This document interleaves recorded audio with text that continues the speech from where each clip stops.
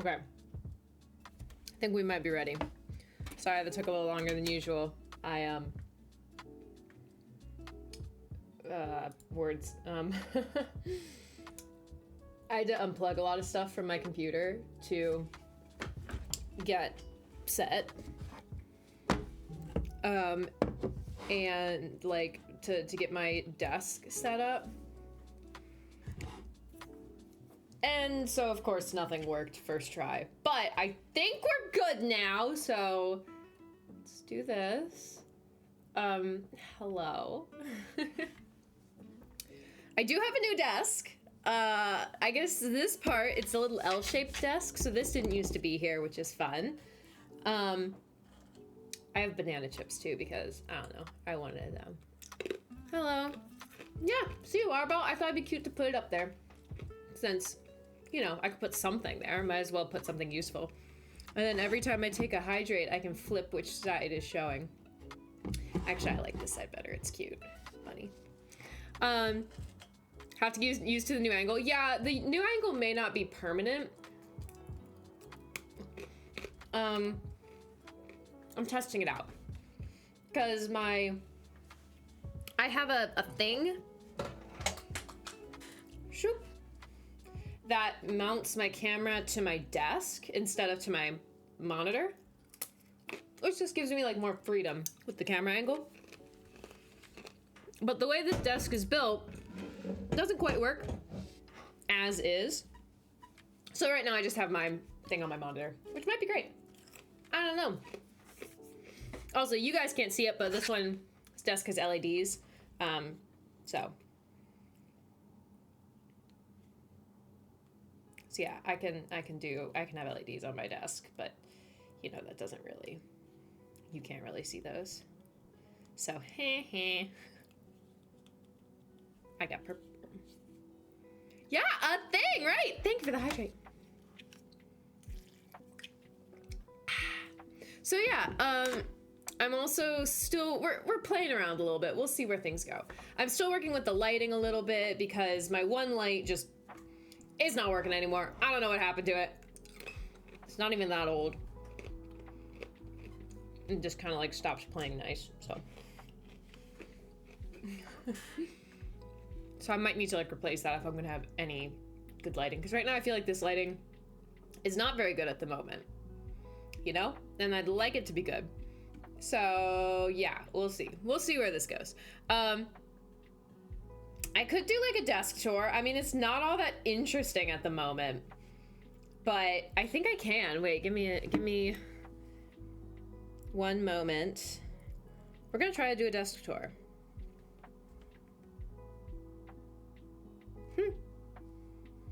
Oh, my, sorry you can't see my beautiful face at the moment, but This is my view. You got the stuff you normally see. This is my banana chips at the moment. You know, I got my little Stream Deck OBS. So here's the desk. My computer's down there, which now you can see it a little better. It's beautiful. I love it. There I have my water bottle. Also, that is the light that's shining on the backdrop. So I have that raised a little bit, which I hope is gonna make the backdrop look a little better. Also, I know you can't really tell, but trust me, this is slightly better cable management than I had last time. Like, look, that's I twist tied it to get rid of the excess. And like there, that's twist tied too. So I know it doesn't look like much, but trust me, it's better. Yeah, and these are well, they're up under here technically, the LEDs. So I can like change them. You know, it's good fun. They technically have different like modes too. but honestly, the modes are not very intuitive. I don't know. So I've just been having it on like one color, so purple because I like it. Look, this desk even has like a little power strip that I can connect things to. And there's my microphone. Hello. And then my little mouse pad. DJ Brownie got me this. It says stay positive, work hard, and make it happen. It's cute. So yeah, and then like one of the reasons why I like this one because it has this little top thing, so if I ever need like actual desk space, I can just like yoink. And now I have desk space. Ow. So, there's my desk tour. Oh, also there's a little drawer in here that currently has chocolate and a tape measure in it. So, you know, only the necessities. Yeah, that is the cheese cup. It's just currently holding banana chips. Ow. Nom nom nom. Oh, and I have my pirate hat up there. That's good fun. So yeah, say hi to yourselves. Hello. Okay, I should probably go back to this one. Okay, one moment. I'm not as well versed in the second camera thing yet. What's up? Exactly. Yep, chocolate and measuring tool. It's true. This is also I'm cheap, so this is gingerbread chocolate because it was on clearance since it's like no longer Christmas season anymore. So it's usually like $5 and I got it for less than $2, so very nice. Congrats on being first. Wait, is that a second hydrate? No, that was the first hydrate. I already did the hydrate. I do like this here. I think it's cute. But yeah. Also, back a moment ago, PJs, thank you for the subscription. Thank you for supporting me for 29 months. That is so many months. And also for being a wonderful, amazing, beautiful mod. MM4. Thank you also for the 29 month subscription. 29 months of support. That is crazy. I appreciate both of you. And I object, Your Honor. She's leading the audience, saying is highly requested. I was caught. I'm also still trying to figure out exactly how. I like wired headphones. Sorry, I'm bumping into everything. Still getting used to the new setup. You know, it's a work in progress. It's a work in progress. But yeah. Oh. Nom nom nom. Since no one else tried. Fair. Still getting settled into your room. Hopefully you'll be switching to hotel Wi-Fi. Yeah, because you're in DC, you said. That's fun. At least I hope it's gonna be fun. Glad you're still so highly regarded in the moderation team. Yes, you are. Oh, it's questionable with my sass. I mean, you're on thin ice. All right. Well, I'm actually quite excited to try this game. I don't know. I feel like, you know, you guys have hyped it up and... Wait, did I not plug this in? Apparently not, because it's not turning on. All right, well, I was just going to turn on that extra light in case it, like, did something. I don't know. Oh, okay. One more thing to try. Because now I have a new source.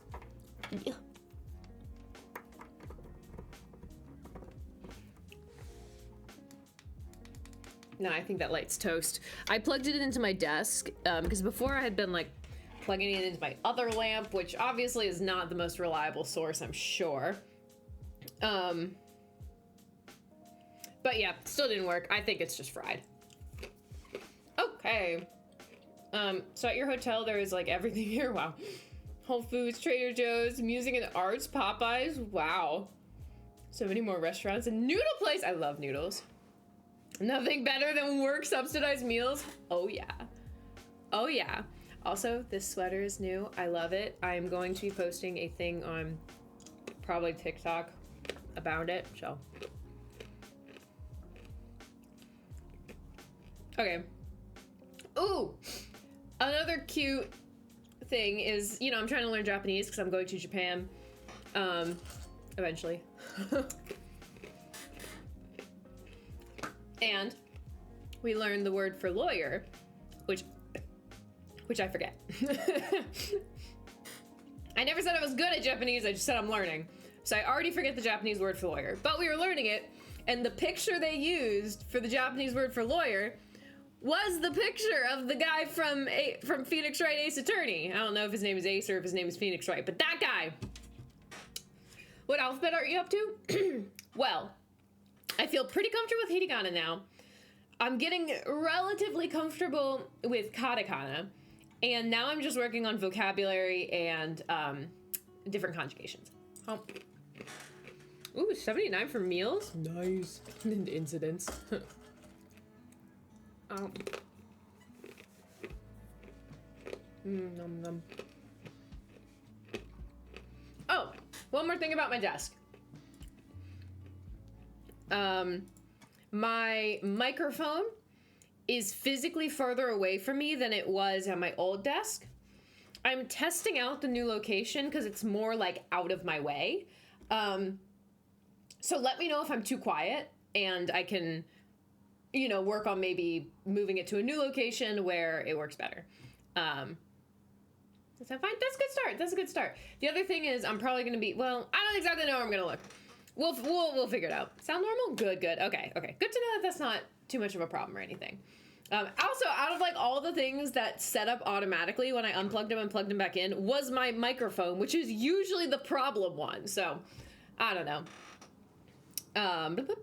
You have a good app you use for that, but you don't know if it's on actors. Oh, Android.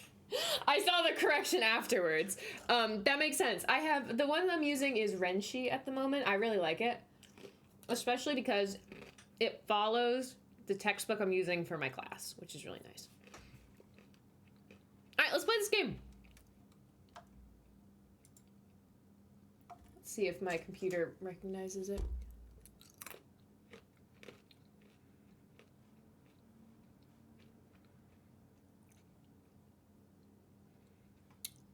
Okay. Give me one moment. It's not recognizing it yet. It's also not full screen at the moment. So give me a second to work things out and then I'll share my screen.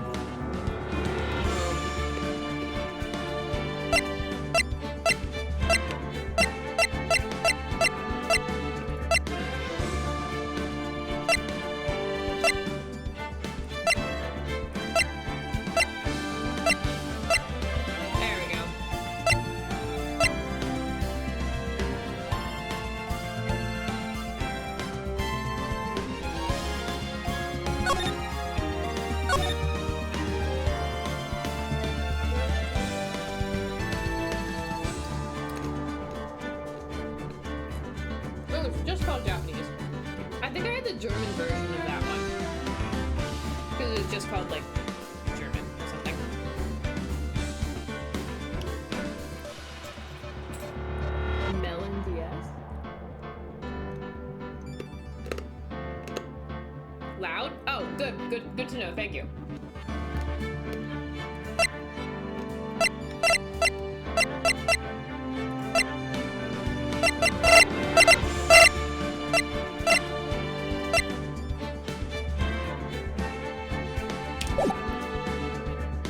Give me a second.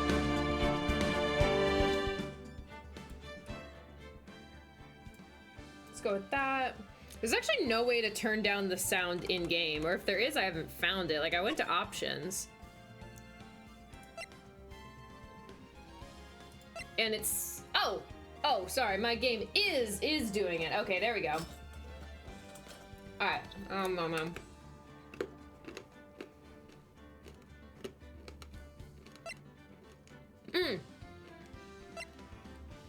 Oh, wait, BGM volume. Okay, wait, give me a minute.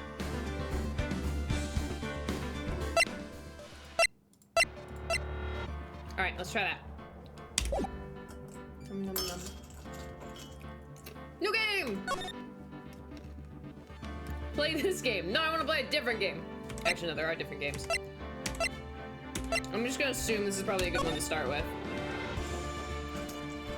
Episode 1, The First Turnabout.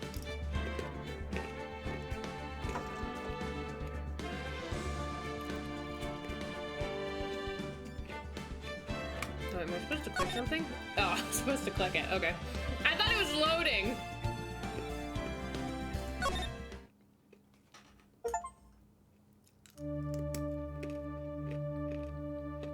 Is it still too loud?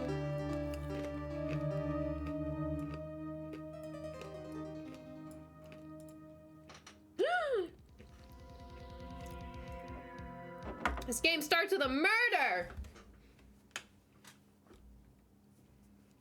Oh wait, here, let me move my camera up. There we go.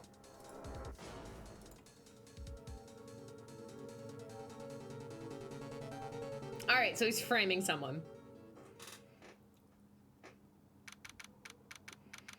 August 3rd, 9:47, District Court, Defendant number 2 lobby. Boy, am I nervous. Oh, now it's a bit quiet. Okay, I'll split the difference. Let's try that. I feel like I gotta do my best, like, anime boy voice. Right. Or anime girl voicer. Oh, hiya, Chief. Phew, I'm glad I made it on time. Well, I have to say, Phoenix, I'm impressed. Not everyone takes on a murder trial right off the bat like this. It says a lot about you, and your client as well. Thanks. Actually, it's because I owe him a favor. A favor? You mean you knew the defendant before this case? Yes. Actually, I kind of owe my current job to him. He's one of the reasons I became an attorney. Well, that's news to me. I want to help him out any way I can. I just really want to help him. I owe him that much. It's over. My life, everything, it's all over.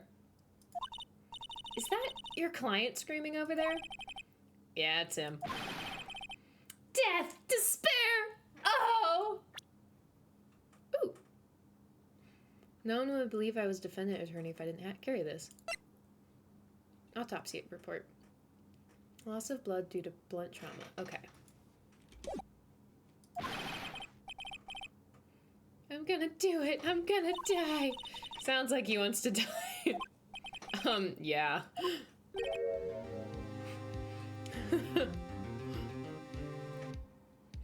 Nick! Hey there, Larry. Dude, I'm so guilty. Tell them I'm guilty. Give me the death sentence. I ain't afraid to die. What? What's wrong, Larry? No, it's all over. I'm finished. Finished.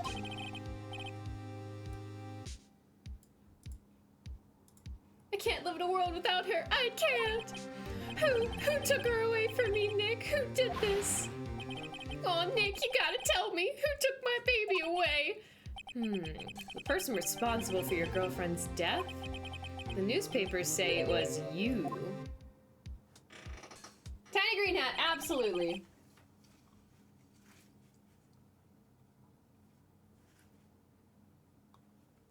Alright. Ta-da! I love my Tiny Green Hat. My name is Phoenix Wright. Here's the story.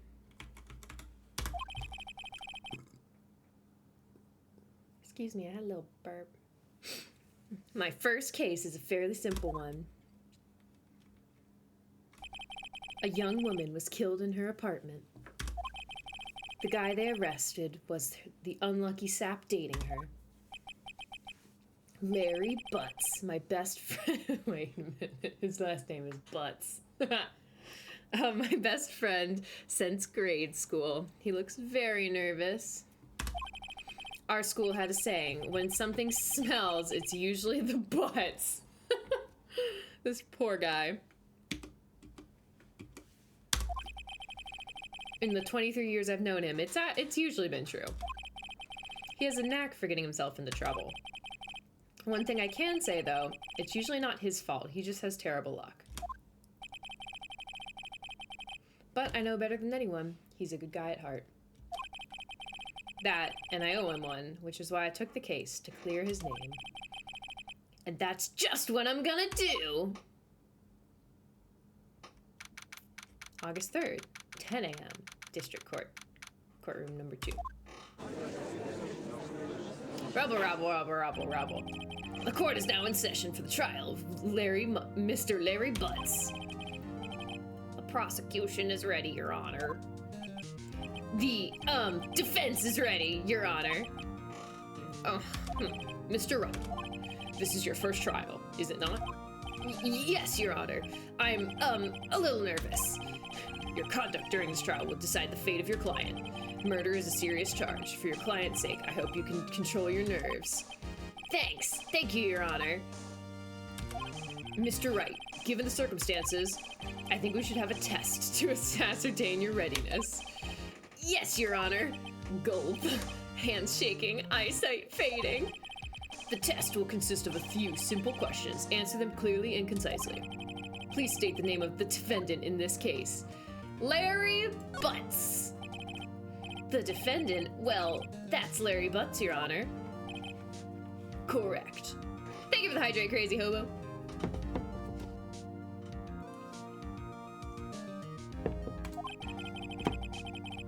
Just keep your wits about you, and you'll do fine. Next question. This is a murder trial. Tell me, what's the victim's name? Oh, shoot. Whew, I know this one. Glad I read the case report cover so many times.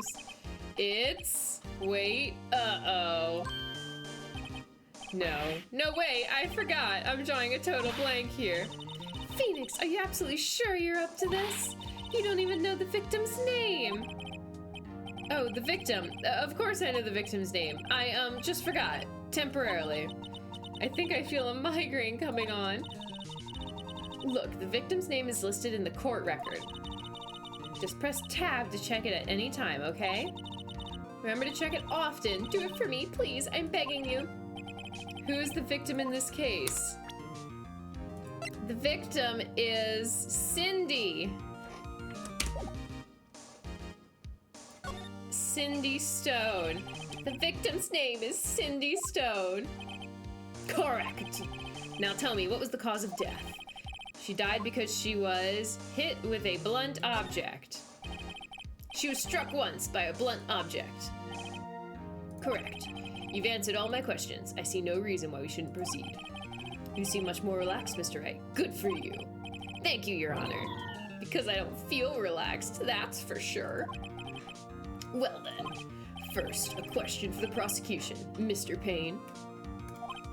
Yes, Your Honor. As Mr. Wright just told us, the victim was struck with a blunt object. Would you explain to the court just what that object was? The murder weapon was this statue of the Thinker. It was found lying on the floor next to the victim. I see. The court appreciates it and accepts it into evidence. All right. Statue added into court record. Right. Be sure to pay attention to any evidence added during the trial. That evidence is the only ammunition you have in court.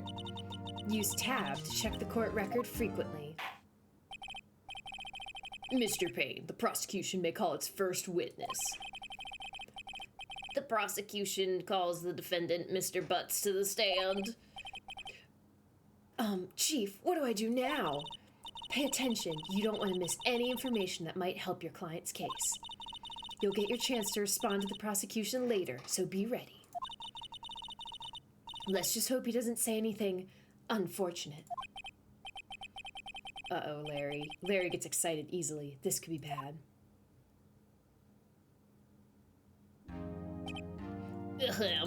Mr. Butts, is it not true that the victim had recently dumped you? Hey, watch it, buddy! We were great together! We were Romeo and Juliet, Cleopatra and Mark Antony! Didn't they all die? I wasn't dumped, she just wasn't taking my phone calls, or seeing me, ever. What's it to you anyway? Mr. Butts, what you describe is generally what we mean by dumped. In fact, she had completely abandoned you and was seeing other men. She had just returned from overseas with one of them the day before the murder. What do you mean, one of them? Lies, all of it, lies! I don't believe a word of it! Your Honor, the victim's passport. According to this, she was in Paris until the day before she died. Apparently arrived home from Paris on 7:30, the day before the murder. Indeed, she appears to have returned the day before the murder. Dude, no way! The victim was a model, but did not have a large income. It appears that she had several sugar daddies. Daddies? Sugar? Yes, older men who gave her money and gifts. She took their money and used it to support her lifestyle. Drama queen much, exactly. Dude! We can clearly see what kind of woman this Miss Stone was. Tell me, Mr. Butts, what do you think of her now? Right. I don't think you want him to answer that question. Yeah, Larry has a way of running his mouth in all the wrong directions. Should I stop him from answering? My client had no idea the victim was seeing other men. That question is irrelevant to this case. Oof, wince. Dude, Nick, what do you mean irrelevant?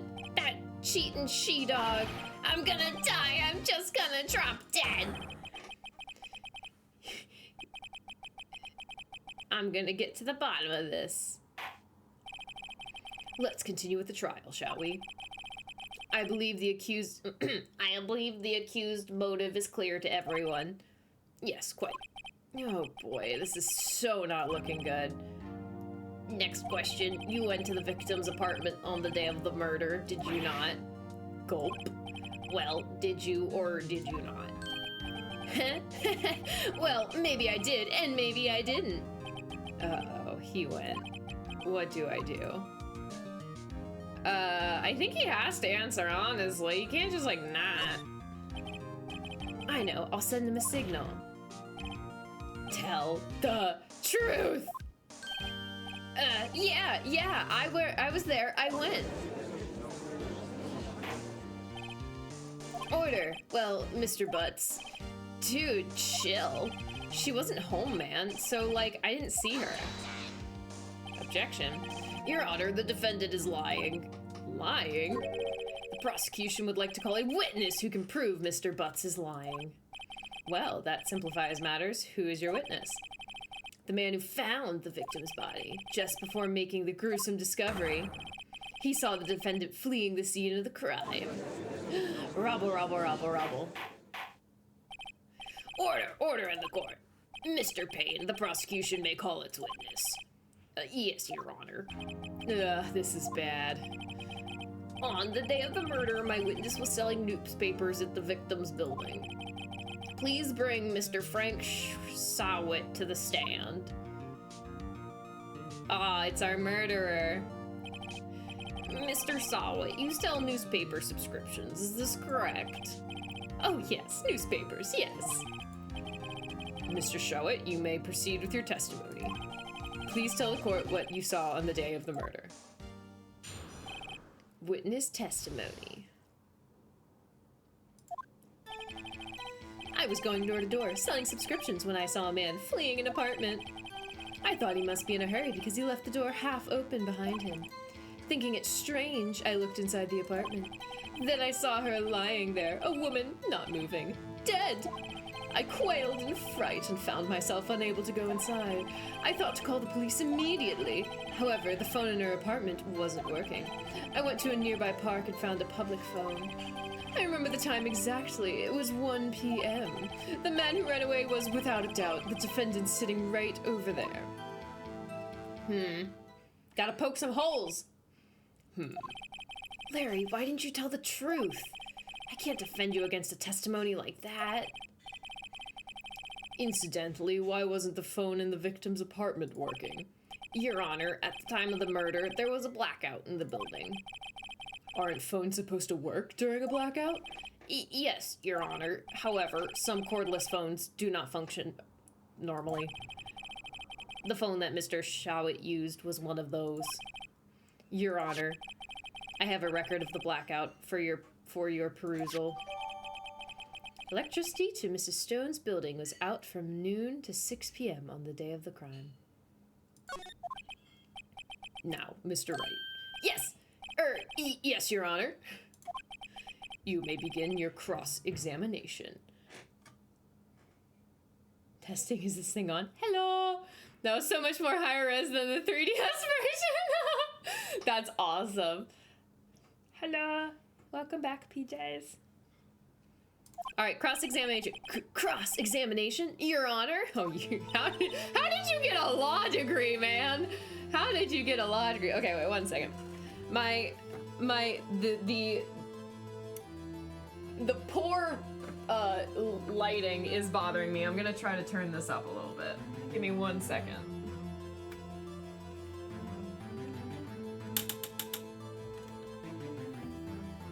Okay, and then maybe lower it just a touch. Okay, let's try that. Is that...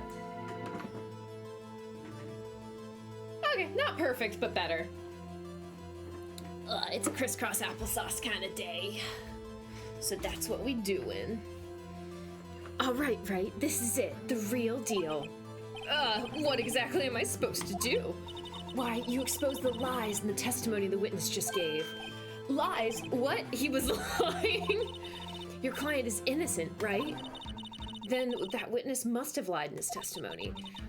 Or is your client really guilty? How do I prove he's not? You hold the key. It's in the evidence. Compare the witness's testimony to the evidence at hand. There's bound to be a contradiction in there. First, find contradictions between the court record and the witness's testimony. Then, once you've found the contradicting evidence, present it and rub it in the witness's face. Okay. Open the court record with tab, then point out the contradictions in the testimony. Oop. Cross-examination.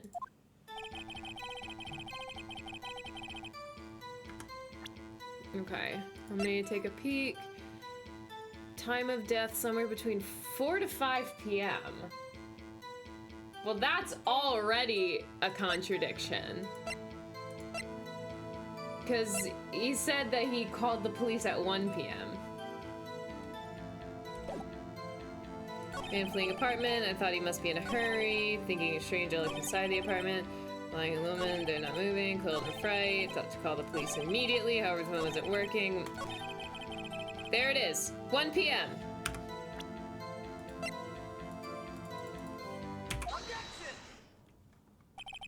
You found the body at 1 p.m. You're sure? Yes, it was 1 p.m. for certain. Frankly, I find that hard to believe. Your statement directly contradicts the autopsy report. The autopsy notes the time of death is sometime after 4 p.m. There was no body to find at 1 p.m. How do you explain this 3-hour gap?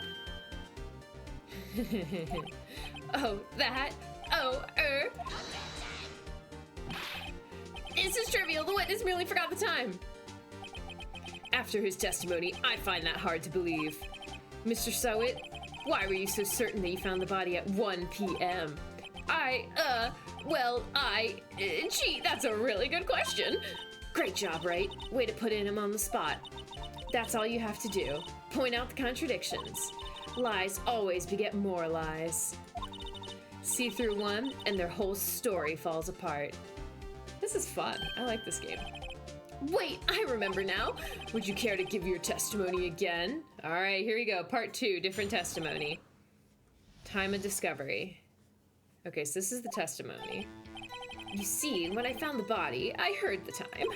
There was a voice saying the time. It was probably coming from the television. Oh, but it was 3 hours off, wasn't it? I guess the victim must have been watching a video of a taped program. That's why I thought it was 1 p.m. Terribly sorry about the misunderstanding. I see. You heard a voice saying the time on a taped program. Mr. Wright, you may cross-examine the witness. Right. You know what to do. I've got this one. Okay.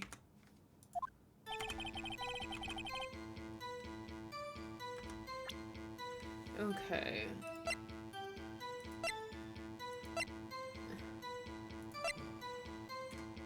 This is it. Hold it right there. The prosecution said there was a blackout at the time of discovery. And this record proves it. Ah! You couldn't have heard a television or video. Gah! The defense has a point. Do you have an explanation for this, Mr. Sawit? No, I find it quite puzzling myself. Quite. Ah! Wait, I remember now. Can I take the sleaze bag out back for a few? Right. This is the training case. I hope it's easy. Yeah, that's fair. Mr. Sawit, the court would prefer to hear an accurate testimony from the very beginning. These constant corrections are harming your credibility. And you seem rather distraught. My apologies, Your Honor. It must have been the shock of finding the body. Well, Mr. Schwitt. Let's hear your testimony once more, please. All right, one last time. Hearing the time. Actually, I didn't hear the time. I saw it. There was a table clock in the apartment, wasn't there? Yeah, the murder weapon. The killer used it to hit the victim. That must have been what I saw. Okay, well that one's obvious. You saw a clock. I guess that would explain it. The defense may cross-examine the witness. Gladly. All right. Didn't hear it. You saw it. There was a table clock. The murder weapon. That's the part. I don't know if it has to be on like the right page or what, or like the right part of his story, or if I just have to present the right evidence. I don't know. Wait just a moment. The murder weapon wasn't a clock. It was this statue. Now, how is this supposed to be a clock? Why? Your objections and your evidence. Just who do you think you are? Just answer the question, Mr. Sawit. Hey, I saw it there, okay? That's a clock. Your Honor, if I may. Yes, Mr. Payne. As the witness stated, the statue is indeed a clock. The neck is a switch. You just tilt it and it says the time out loud. As it doesn't look like a clock, I submitted it as a statue. My apologies. I see. So, the murder weapon was a table clock after all. Well, Mr. Wright, it appears that the witness's testimony was correct. This is a clock. Can we check that it's a clock? Wait, you have the bad habit of jumping ahead and they go, what are you doing? Wait. Oh, you need to present the evidence at the right point. Okay, that's good. That's good. That's good to know. Do you have any problems with the testimony now?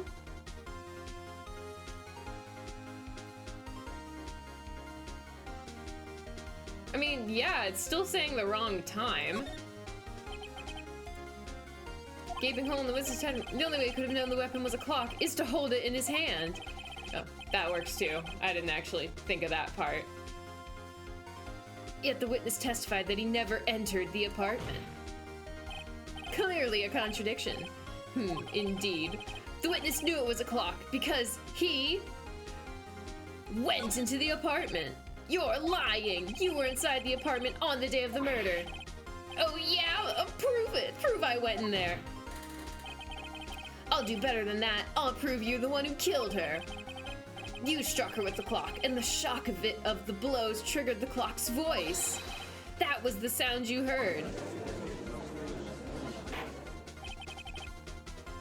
Order in the court. Intriguing. Please continue, Mr. Wright. Yes, Your Honor. Mr. Sawit, the sound must have left quite an impression on you. Understandable, since the murder weapon spoke just as you hit the victim. That voice was burned into your mind. That's why were you so certain about the time? What's the meaning of this? This is all baseless conjecture. baseless? Just look at the witness's face. Yeah. Would the witness care to elaborate? Did you strike the victim with the clock? That day, I never. Look, the clock, I saw. Yeah. He takes off his toupee. Shut up, I hate you. It was him, I tell you. He killed her, and he should burn.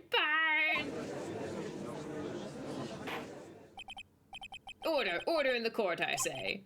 Your Honor, a moment, please. There isn't a shred of evidence supporting the defense's claims. Mr. Wright, Your Honor, you claim the sound the witness heard came from the clock. Do you have any evidence? The whole case is riding on this. I'd better think it through carefully. Your Honor, the sound Mr. Schwitt heard was definitely this clock. A fact which is clear. If you simply... Oh, wait, what does this mean? I can make a mistake, maybe?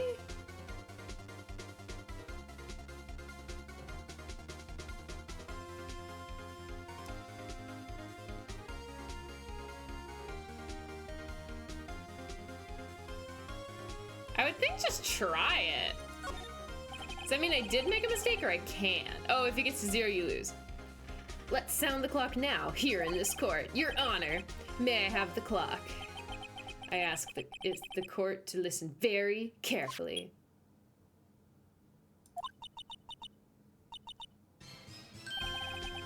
That certainly is a strange way to announce the time. Well, he is the thinker, after all. So, we've heard the clock. What are your conclusions, Mr. Wright? Mr. Payne, can you tell me what time it is now? It's 11:25.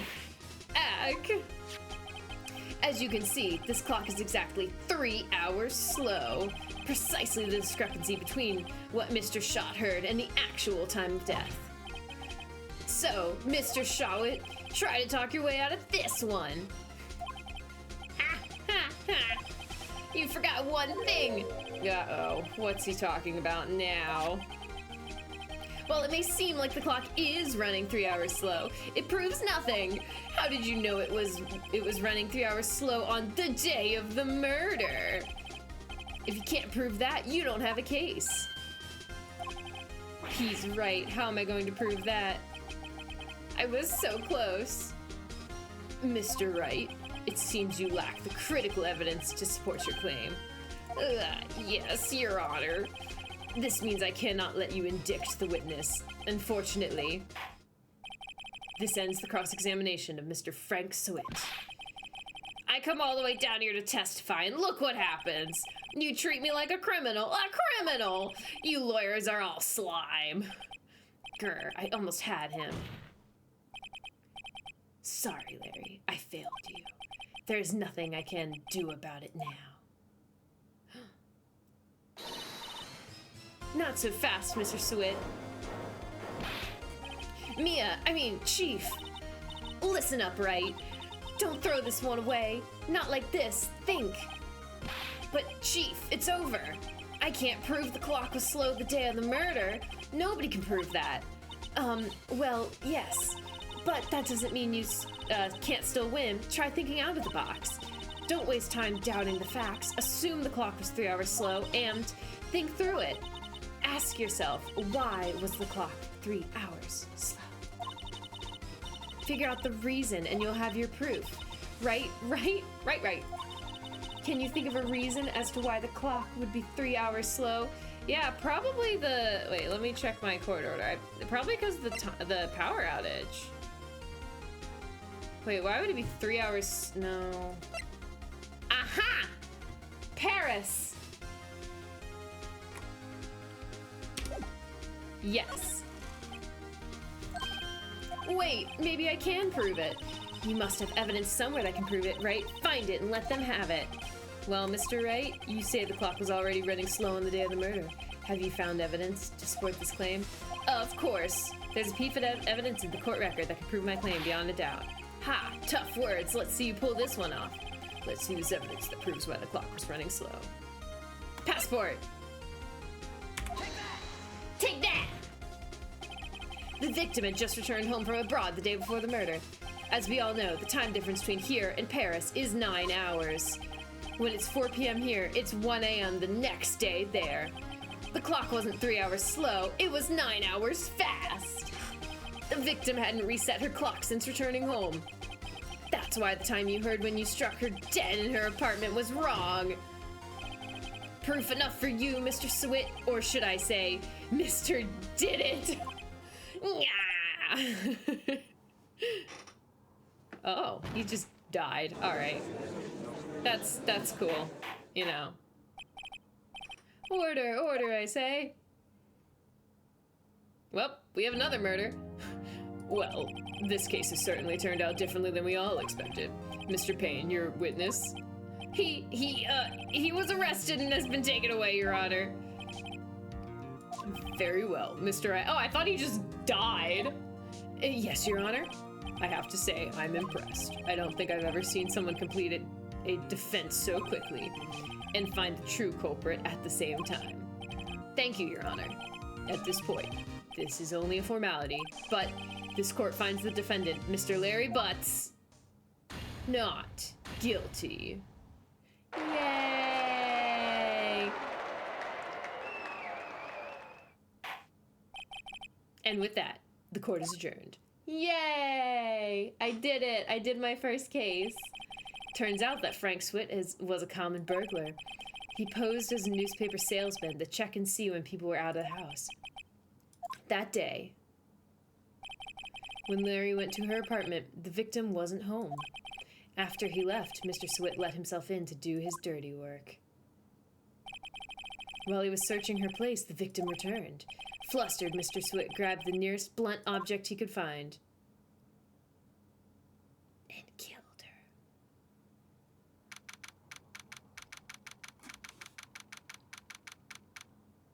Alright, it's now 2:32. Phew, I still can't believe we won.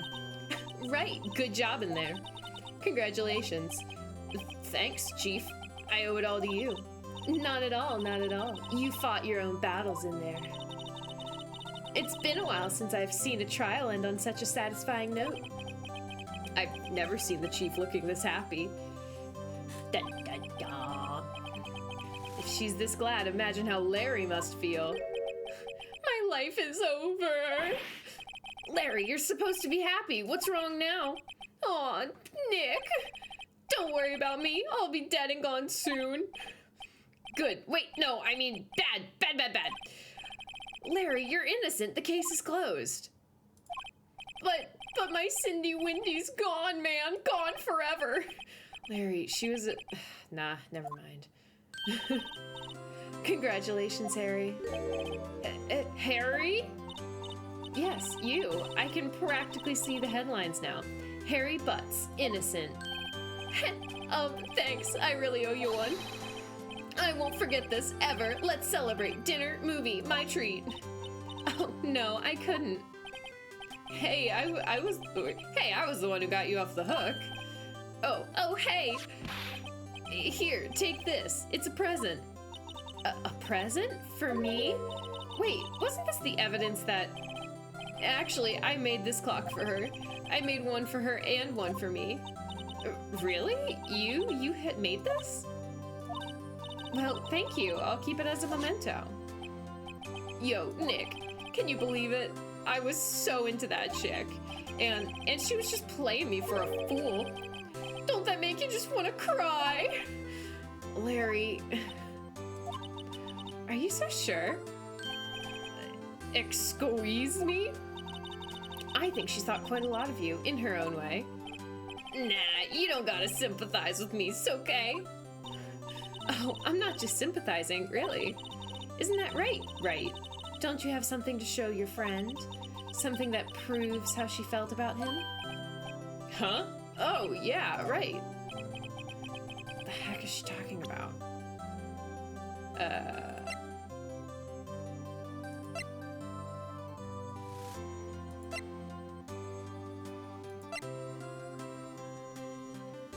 The clock?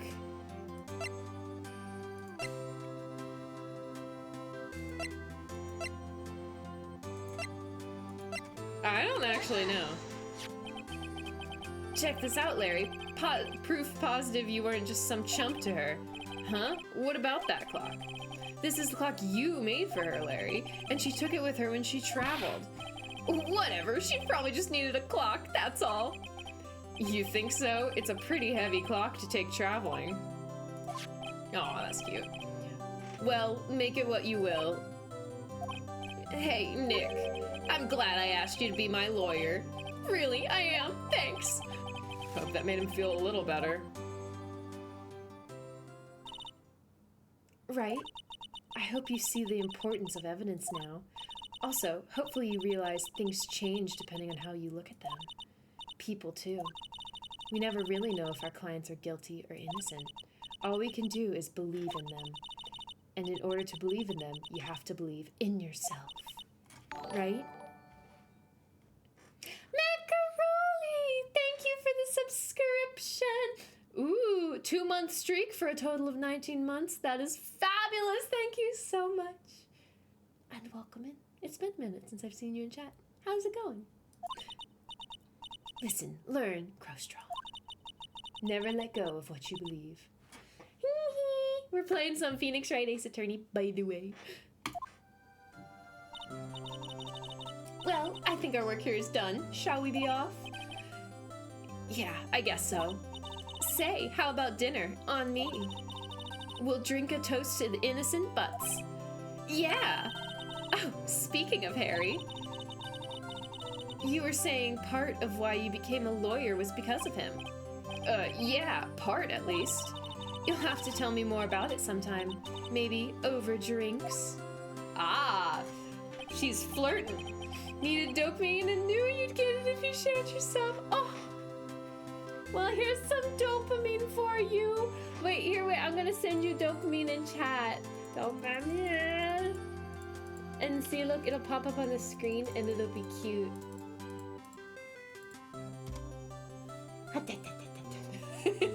Woohoo! I found another dating game. Every game's a dating game if you try hard enough. I'm gonna go rewatch the Paramount War. You have fun with that. I don't actually know what that is, but I'm sure it's great. And so my first trial came to a close. Larry slapped me on the back and said, "Gee, Nick, it's good to have friends. But I'm pretty sure he's not gonna pay us, unless you count the clock you gave Nia." I didn't know it then, but that clock was soon going to be at the center of another incident. Oh, it's the saddest One Piece arc? No dating! No! And I promised to tell the chief about me and Larry. Oh, is the chief gonna get murdered? Is that what's about to happen? Would be one promise that I wouldn't be able to keep. Yeah, the chief totally just got murdered. The end. All right, next. Episode 2.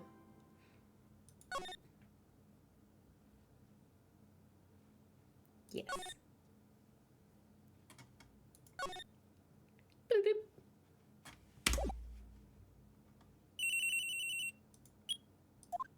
Hello, it's Mom. Hey, Maya, it's me. What's up? Sorry, I've been so busy. How have you been?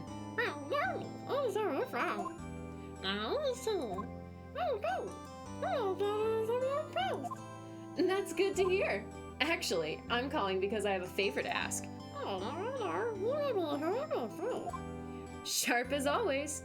There's a lot of buzz about the upcoming trial. I just don't feel safe keeping the evidence here.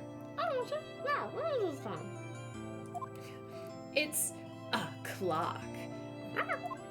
Yeah, it's made to look like a statue, the Thinker, and it tells you the time. I thought you might like it. You always liked toys. Now, you know I'm only teasing. I should probably tell you the clock isn't talking right now. I had to take the clockwork out, sorry. I put some papers inside it instead.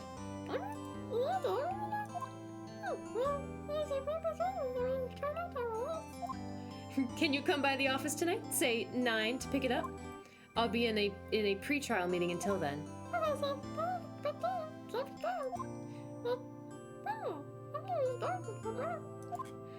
Okay.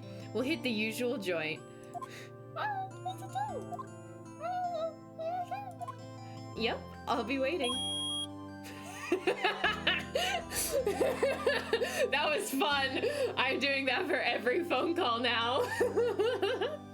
Too old with the voice acting. Our future as a professional animated phone call voice actors. So specific. I only do phone calls. They're like, hey, we have this gig for you. I'm like, is it on the phone? They're like, no, it's a real gig. I'm like, then I don't do it. Only phone calls. Conversation recorded September 5th, 9:27. September 5th, 8:57. I don't know who's talking. Now, Miss... Oh, it's probably a guy.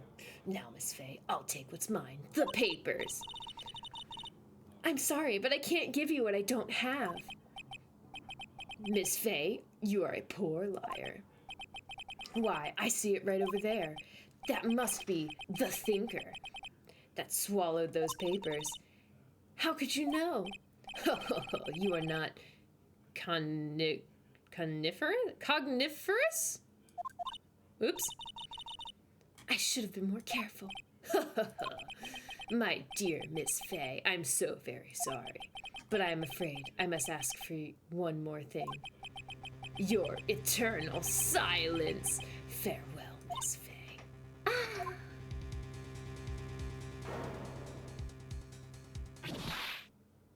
Kill two murders with the same weapon.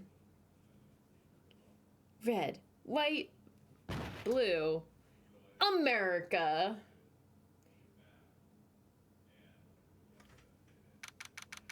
September 5th.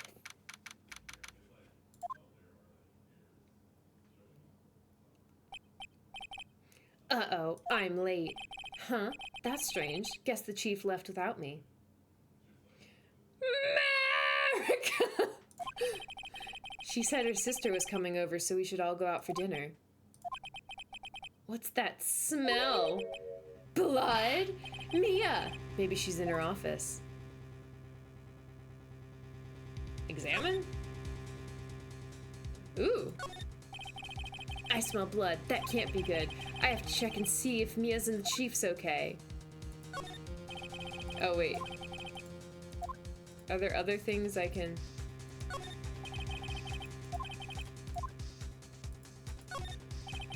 Wait.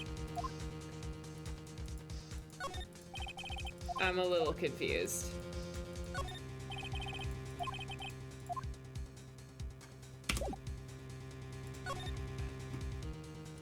Office. Okay, I see how this is. That smell. Blood. Sob. Sis. Someone's there. Aww. Chief. Chief. Chief! Darn. Didn't get to romance her. She died. Who are you? Oh, she just passed out. The strange girl dropped out cold. I left her laying on the office sofa. I went back to the chief where she lay under the window. Let's look at some evidence. Her body was still warm. I could feel it when I held her shoulder. Then, all too quickly, it began to fade, until finally she was cold. Chief, examine! Alright, let's look at her first. The chief. It's hard seeing her like this, but if there's any clues here, she was struck on the head with a blunt object. She probably died instantly. The thinker lying next to her must have been the murder weapon. Looks like a statue, but it's actually a clock made by Larry Bunce. The thinker added to the court record. There are some glass shards near the chief's body. It must be pieces of the glass light stand laying broken in the back of the room. Alright. Nothing else that seems like a clue here. A piece of paper? It must have fallen from Mia's hand. What could it be? The word is written in blood on this scrap of paper. Maya? Did Mia write this? This piece of paper is a receipt from a department store, dated yesterday. Receipt added. Okay. I think that's enough snooping around for now. I better call the police and find out what that girl was doing here.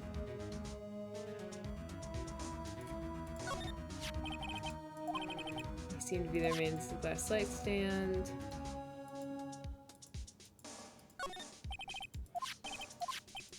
So, okay. I'm just trying to like, okay, so this has got check mark, check mark, check mark.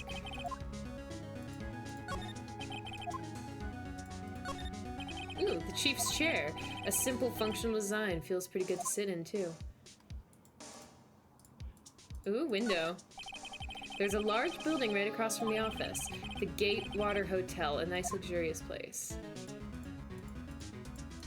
Okay. Oops.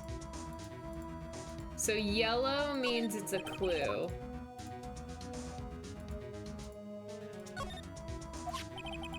Eh.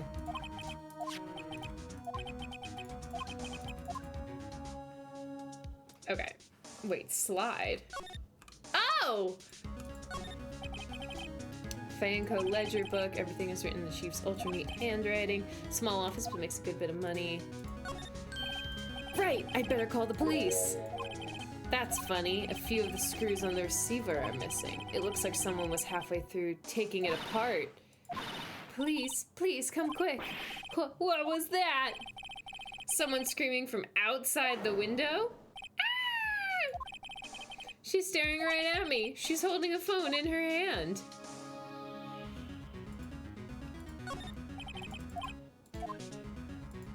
Okay. Alright, what's on the computer? Surprisingly, the chief was never good with machines. About all she used this PC for was email. She picked up this ancient model at some garage sale for practically nothing.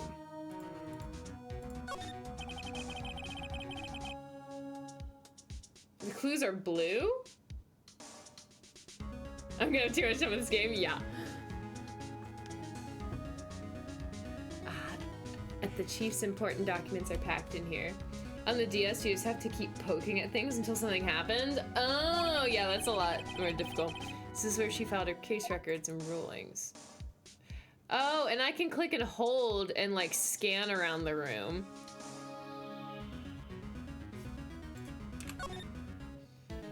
Okay, I think I got everything I need. Let's move.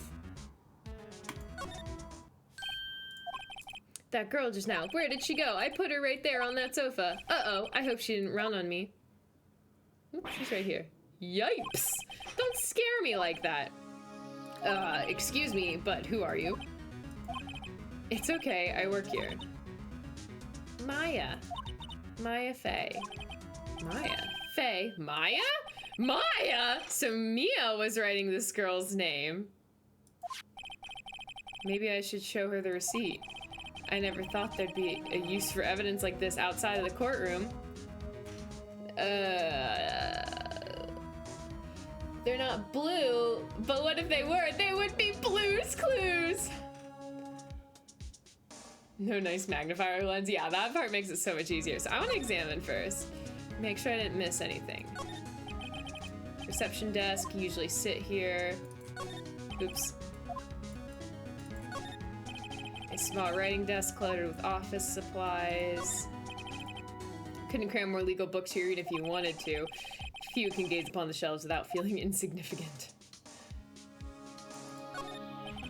The door to the chief's office. It's slightly open. I better not touch the doorknob. This sofa is for clients. It's leather, a real luxury model. A large painting. I guess you'd call this modern art. I, on the other hand, call it a mistake. So funny. Such humor. Okay. Let's talk. What happened? She seems to be in shock. I don't want to disturb her, but I have to know. Excuse me. Can you tell me what happened?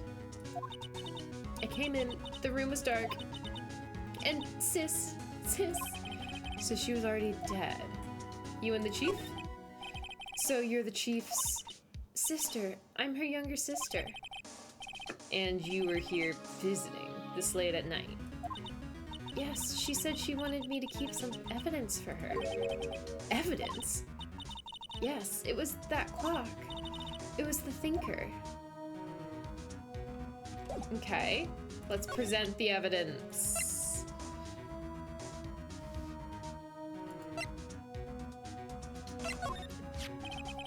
Before Mia died, she wrote a message with her own blood. She wrote on the back of this receipt. That's my name. Why? Why would she write my name? Please just calm down. Why would my sis write my name? Uh-oh. Now I've done it. Wee-wah, wee-wah, wee-wah. The police! Sounds like they're coming this way. Freeze! Police! Yes, police. Gumshoe? Alright, I'm Detective Dick Gumshoe, see? Gumshoe? What an odd name. We received a report from the building across the way, see? I got a person saying they saw a murder. It must have been that woman I saw. Anyway, I don't want either of you moving 1 inch, okay? Great. Just great. Maya. Wait, she wouldn't have. Nah.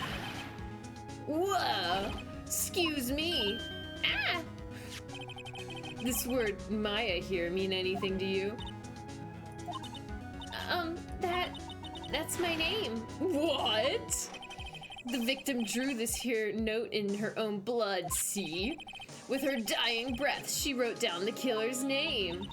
Killer? I'm not. Case closed. You're coming to the precinct, ma'am. What?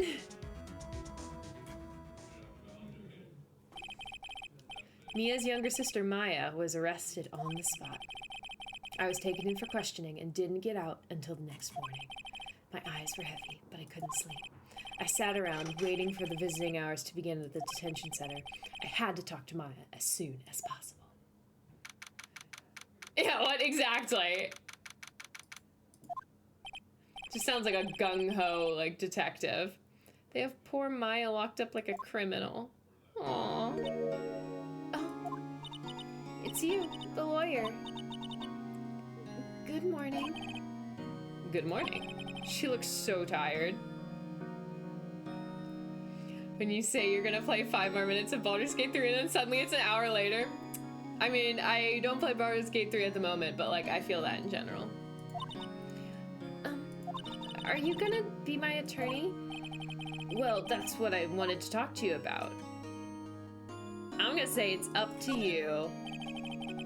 I better give it to her straight. It's up to you. Up to me? Yes, I don't think this is something I should decide. After all, you're the one in trouble here. They're never gonna believe me, are they? Even you, when you found me in the office, you looked at me like I had done it. Did I look at her like that? No, I never thought. It's okay, I understand. And I've also heard about you. Heard? Heard what about me? I was talking to my sister on the phone the other day. Today was my junior's first time in the court. Wow, really? Oh, wait, no, I gotta do the voice. Wow, really? How'd that go?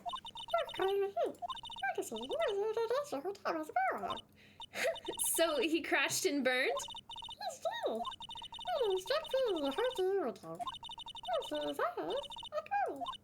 Huh? Sounds like it was fun. Well, I know who to go to if I ever get in trouble now.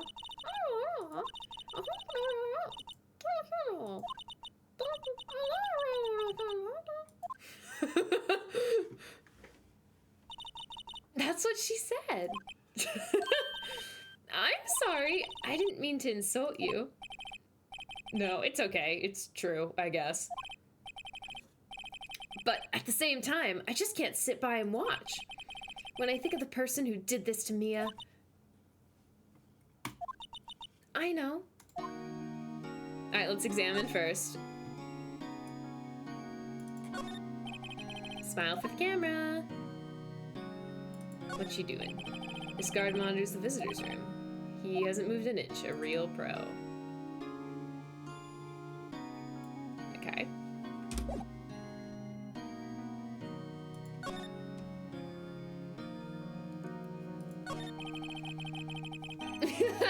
Mine may have been elsewhere. Why is Buddy talking like a chipmunk for that character? Because they're on the phone. That was on the receiving end of a phone.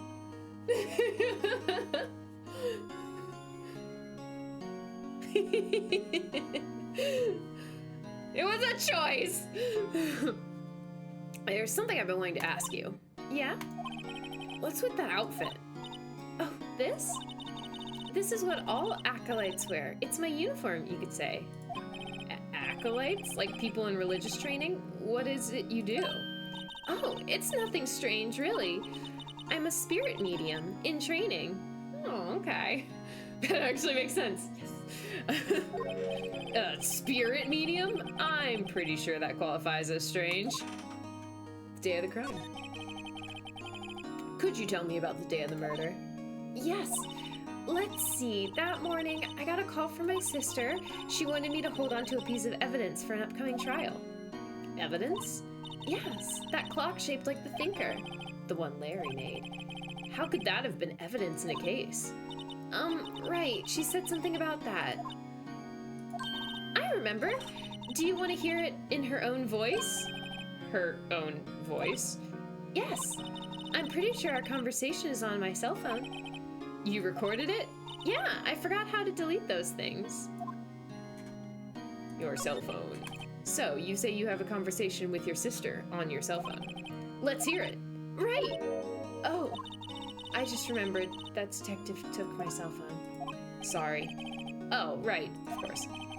Next time I see Detective Gumshoe, next time I see Detective Gumshoe, I'll ask him for it.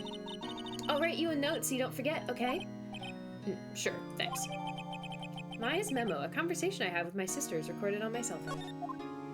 Spirit mediums, let's hear more about those. So, you're an acolyte, a medium in training. That's right. The Fae family, especially the women, have always been very sensitive to the spirit world. Wait a second, you said the Fae family? So Mia was into this stuff too? Of course. She left the mountain to follow her career, she said. Her powers were first class too. I had no idea. Wait, what? So you're a real honest-to-goodness spirit medium with ESP and all that?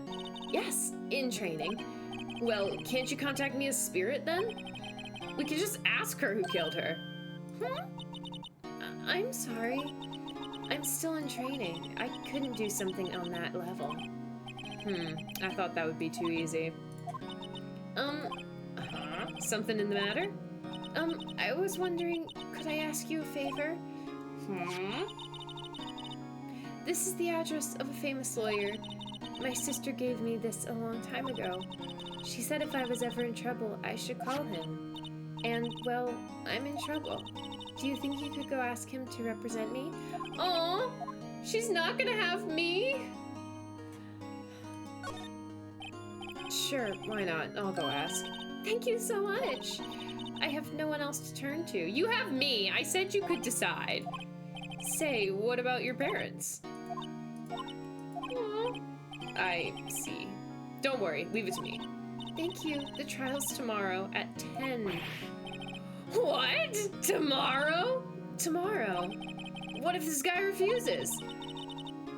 They told me that if I don't find one, the state will pick an attorney to defend me. When will that happen? They're giving me until 4 this afternoon. And visiting hours are almost up. I'd better hurry. Right, I'll be back. Okay. I don't think I need to present any evidence. Oh, cool, we got... I want to see what happens if I present her this. I wanted to ask you about the murder weapon. Poor sis. Better not ask her about this now. Okay, that's probably good. Grossberg Law Offices. Let's go. September 6th. Grossberg Law Offices. According to the receptionist, the big boss is out. She couldn't say when he'd be back. It must be hard to keep track of everything when you're a famous lawyer. Not to mention run an office like this. I guess I'll just have to come back later. Examine. Plant. An expensive potted plant. No idea what kind of plant it is, but it's probably the most expensive. Nah, I already missed it, but it's fine. A table for clients. An elegant ebony case. And if I'm not mistaken, that lighter is made out of solid gold. Even I can tell when someone's here's got money to burn. Literally.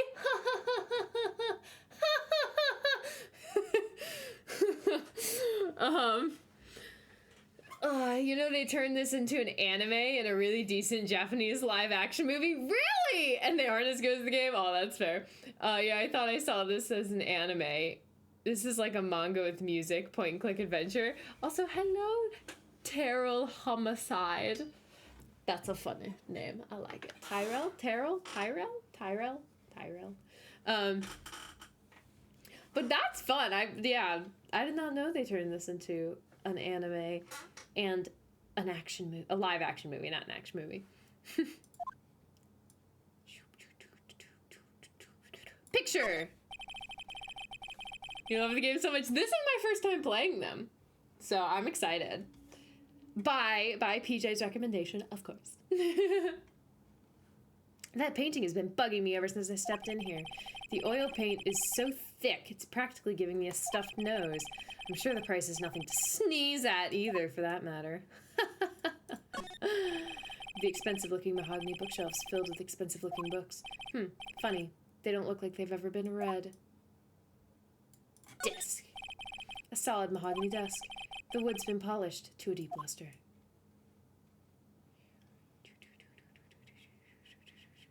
Okay, that's probably good. Move, I guess.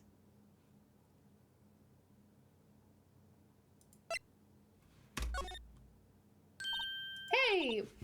What is it? Did you meet the lawyer? Sorry, I haven't seen him yet. I see. I'd better go see if I can find this elite lawyer she's talking about.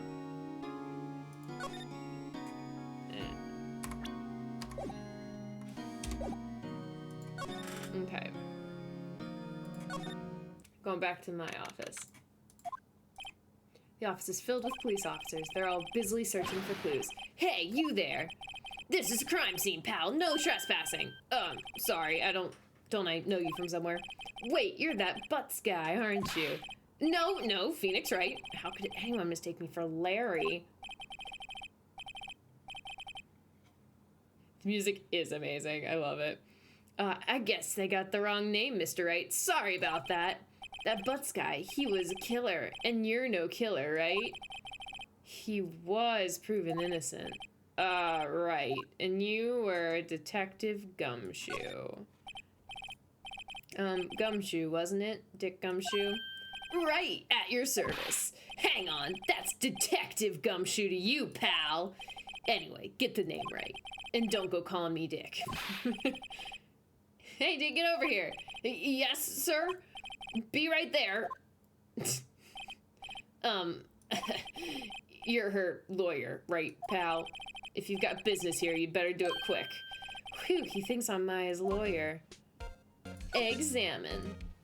Plant.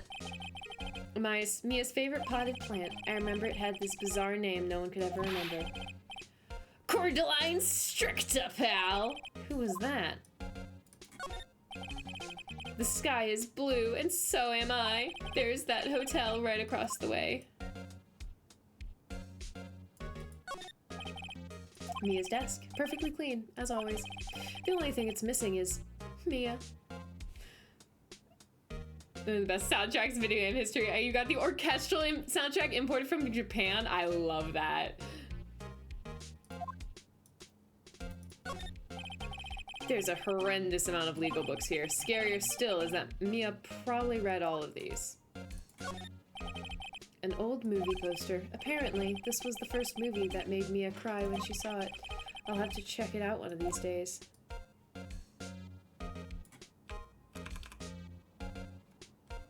Alright. Looks like that's all for that. Let's talk about Mia. About Miss Faye. Did you do an autopsy?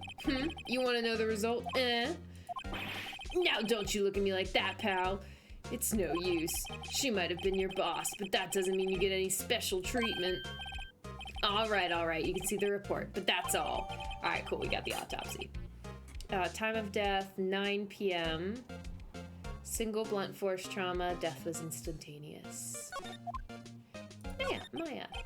About Maya. Yeah, I'm looking forward to the trial. Sorry, pal, but this is one trial you aren't gonna win. Why do you say that? The city's put Prosecutor Edgeworth on the prosecution. Edgeworth? I'm sure you know what that means, you being a lawyer and all. Edgeworth. Prosecutor Edgeworth. That's right, pal. Mr. Miles Edgeworth himself. Wait, you do know him, don't you? Wait.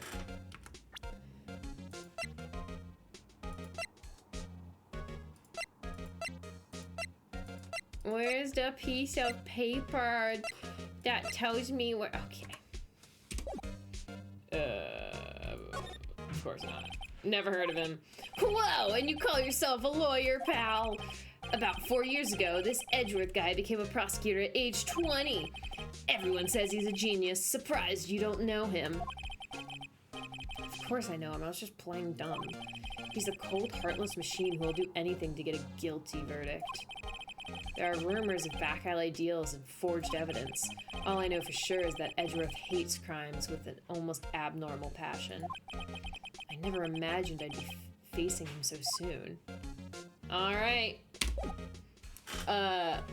You personally like the third game, but but it's hard. Okay, I'm looking forward to playing it. This is the trilogy, so I'm assuming it contains a third game. The last case is just perfection. Ooh, exciting. Okay, I don't think I have anything I want to present to this guy. So let's move. Let's go back to the Grossberg offices. Examine.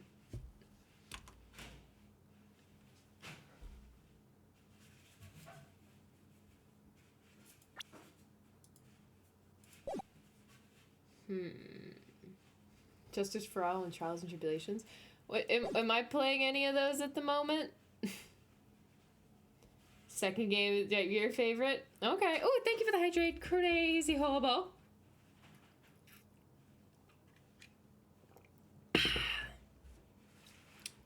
Second game. Okay.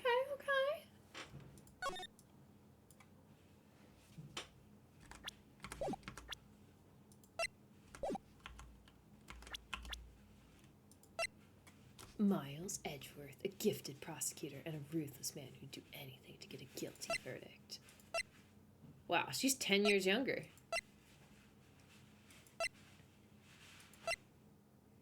Age 24, he's so young. Okay.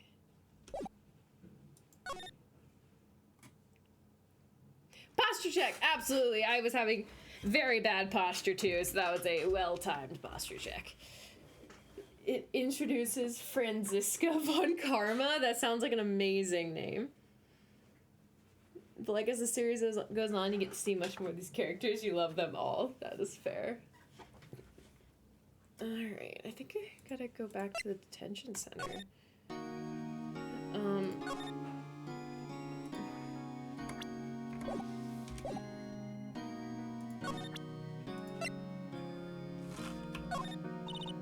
Sorry, I've never seen that before. Yeah, it's the autopsy report. What about the broken thingy? This was lying next to the chief's body. I saw that too. They said they thought these were pieces of a broken light stand. Yeah, that seems about right. Thought I'd never heard of a glass light stand before this.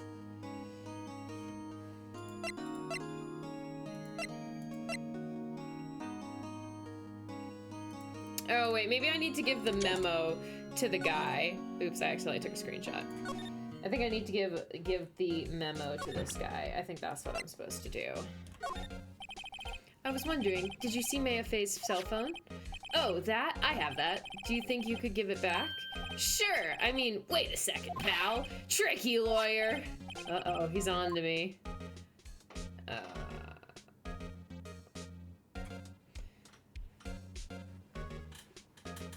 They do have unique names, that is true.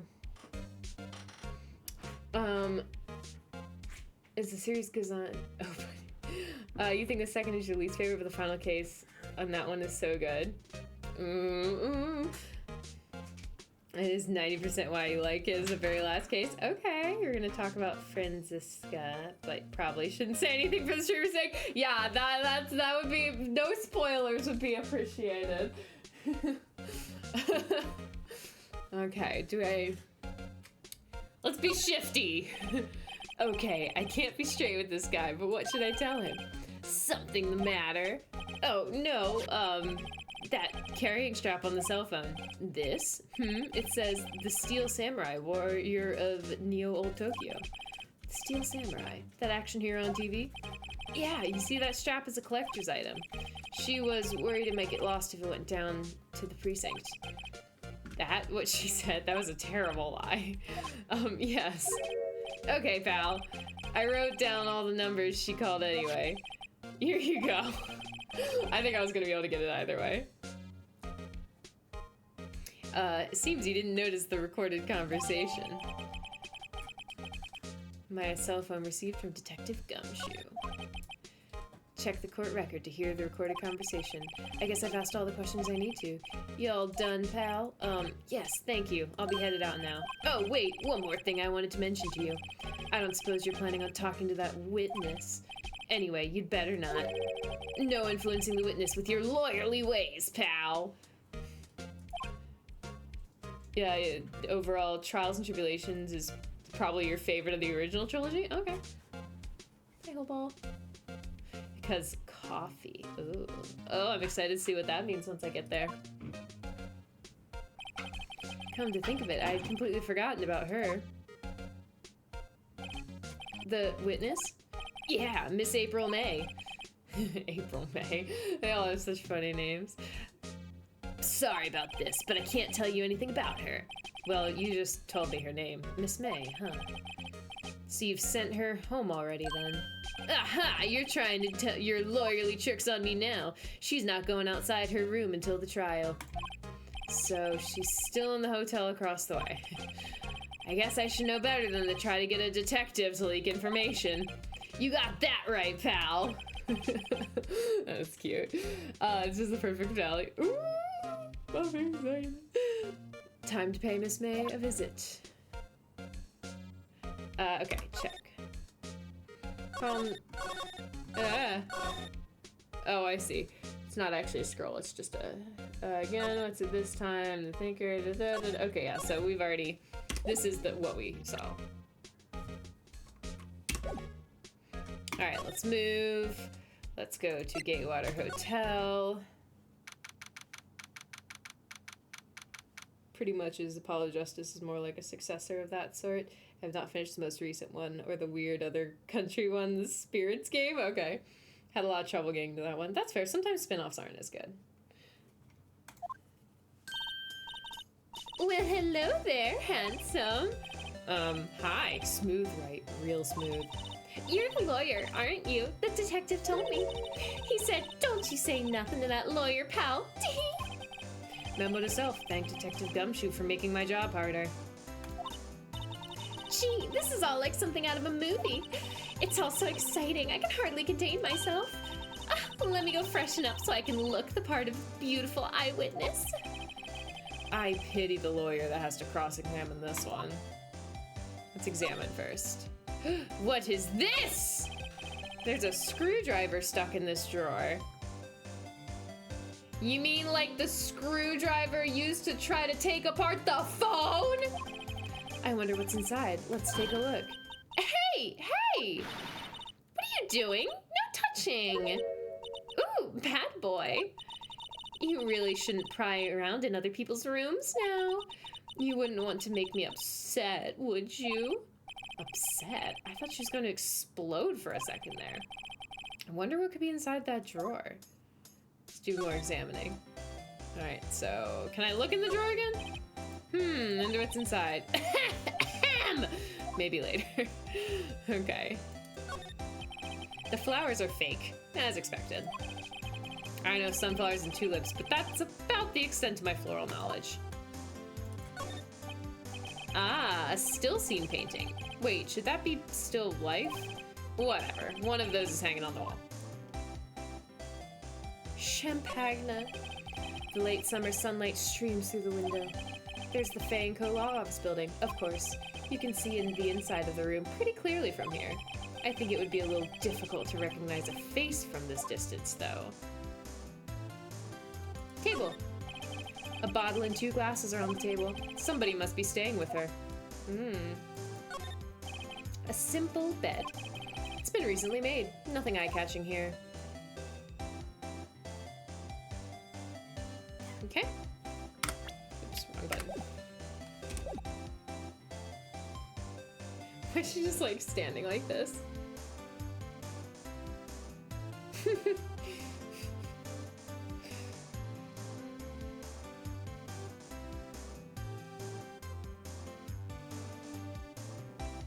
At least you don't think you finished it. You only played the first 4 of the Edgeworth spin-off games. The first Edgeworth spin-off game was bad. Second one was okay. You liked the first one when it came out. You thought it was interesting from a different direction. Okay, I understand why they were not quite as well liked. But you're a sucker for all things Miles. Okay. You didn't like his assistant, but playing as Edgeworth is fun. Okay.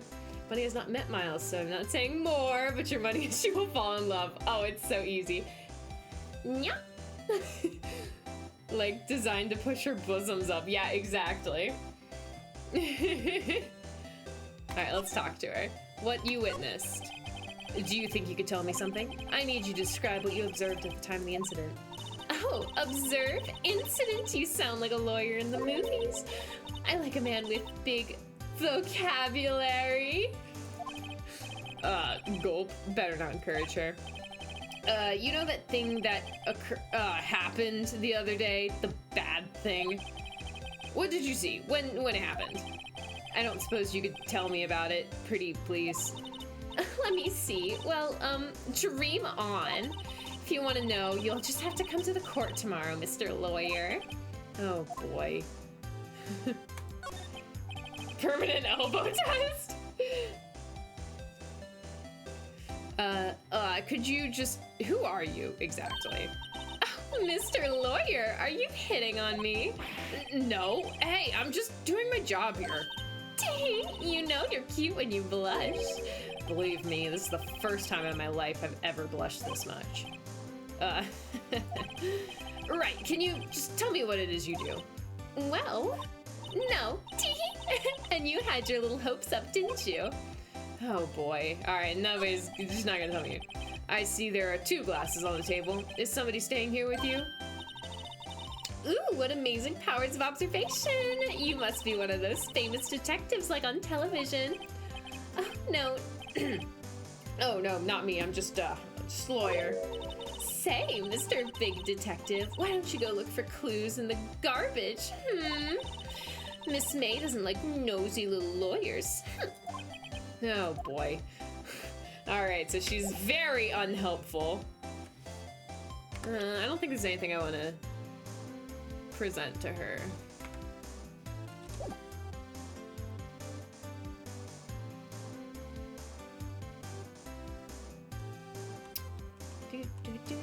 Seems like you've been a fan longer than you. That's fair. I don't know who Game Grumps is, but you played the original releases on DS. I've been buying them and they've released for a while.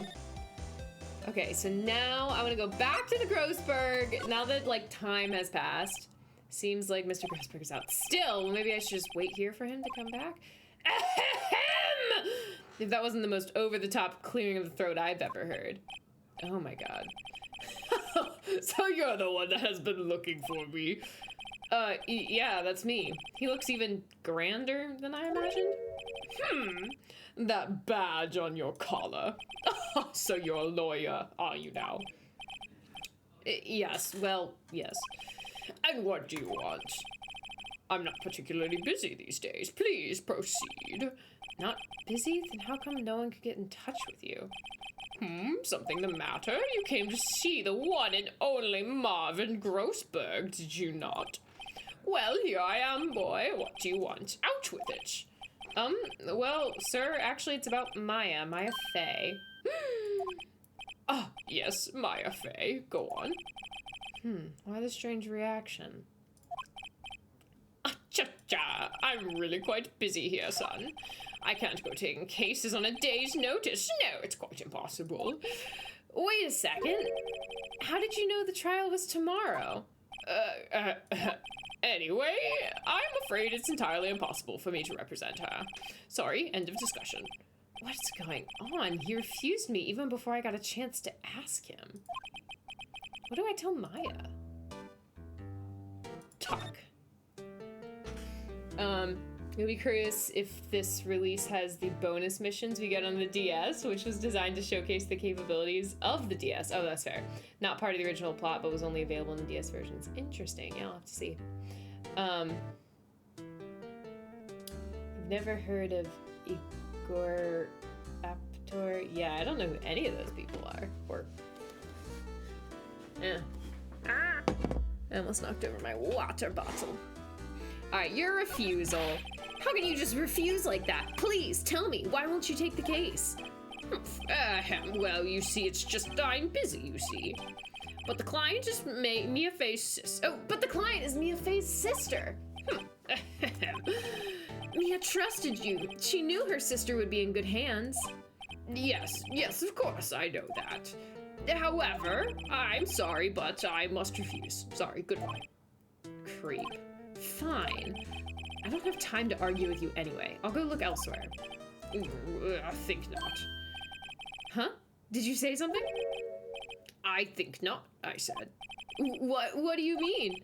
I'm terribly, terribly sorry, but I'm afraid that no lawyer worth their salt will take on this particular case. Terribly sorry, my boy. Why? I cannot say. I beg your pardon, but could you leave now? I have nothing more to discuss with you. What is going on here? I'm not leaving! We're talking about Mia! How did you know Mia Fey? She worked here a long time ago. Quite the apprentice, that one. Learned my techniques in the blink of an eye. She left one day, quite suddenly. She had a mission, you see. A mission? You could see it in her eyes. She followed it with a burning passion, never looked back, that one. That painting. That's quite a painting. You noticed. It's my pride and joy. Impressive, isn't it? Well, isn't it? The color, the sky, the hue of the sea, the wave of the straw hat. It's worth at least 3 million. I have no intention of parting with it, of course. No, I won't sell it, not even to you. I was not interested. It's not for sale. I'm not buying. Jeez. Okay. Alright, I think that's all. Let's go back to the detention center and break the news. Hiya. Oh, you're back! Did you find the lawyer? Well, what do I tell her? Well, see, just be honest. I really don't think you should use that guy. He didn't seem healthy. He was all skin and bones. What really happened? You don't mean he refused to help? I see. I've been abandoned then. Talk. Tell me about the day of the murder. I think we already did this. Sorry, I know it must be hard. No, it's okay. All I've been doing the last few hours is talking about it. I've kind of gotten used to it. Let's see. That morning I got a call from my sister. She wanted me to hold on to a piece of evidence. That's the thinker clock. Practically qualifies as a serial murder by now. So then, when did you arrive at the office? It was right around 9. The lights were off, and I could smell blood. And I found her, my sister. Thanks, Maya. That's all I need to hear for now. Your family. What about your family? I only had my sister. My father died when I was very young, and I don't know where my mother is. Don't know? So she could still be alive? Your mother. The women in my family have been mediums for generations. They say a lot of spiritual power runs in our blood. About 15 years ago, our family was involved in an incident. There was a man, and he he ruined our mother's life. Ruined? After that, she disappeared. Several years after that, my sister announced she would become a lawyer, and she left the mountain. So you live by yourself? Yes, I've gotten used to it. Oh, also, I had to become independent, or I would lose my powers. What does that even mean? I feel bad for her. All by herself up on that mountain. Your mother's enemy. So, who was this man who, ruined your mother? About 15 years ago, there was an unusual murder case. It made quite a stir. Everyone was talking about it, apparently. The police were running out of leads, and they were getting desperate. Wait, they didn't use a spirit medium, did they? The police convinced my mother to try and contact the victim. Wow. So what happened? The case was solved, we thought. You thought? The man my mother helped the police capture was innocent. The police's consultation with the medium had all been carried out in secret, of course. But a man found out about it and leaked it to the press. He told all the papers that my mother was a fraud, and the media jumped on it big time. My mother, became the laughingstock of the nation. I see. White. Excuse me? White? That was his name. My sister told me. White. Just a little longer now before the state-appointed lawyer comes, I guess. 4 p.m. Time's up. What should I do? Do I just leave her and go home? Go home! No, I'm just kidding. We're defending Maya, of course. I've made up my mind. I'm going to defend you whether you want me to or not. Why? Why? Well... I can't abandon you. No one is as sad as a person without any friends. I know I've been there a long time ago. Aww, poor little baby Phoenix. Oops, someone has to look out for the people who have no one on their side. Maya, I won't abandon you. You can count on me. That's so kind of you. Aww. Well, let's fight this one and get you out of here. Right, thank you. Whew, she smiled at last. She looks like an entirely different person. One last question. You are innocent, right?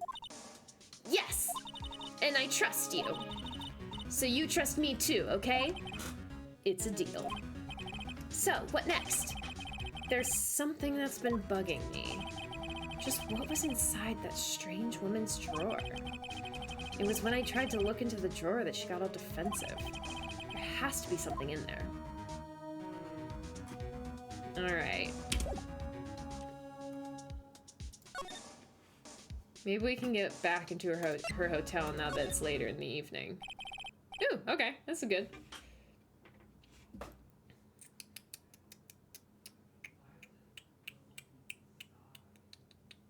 It is an option to just be like, nah, bye.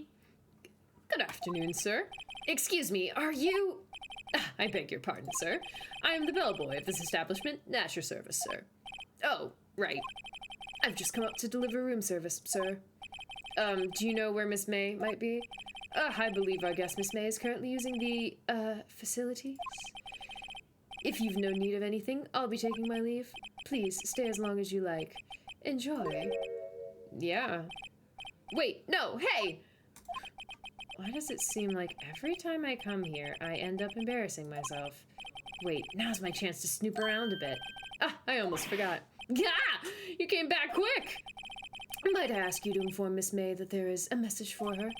Please tell her that Mr. White of Blue Corp phoned. Oh, right, sure.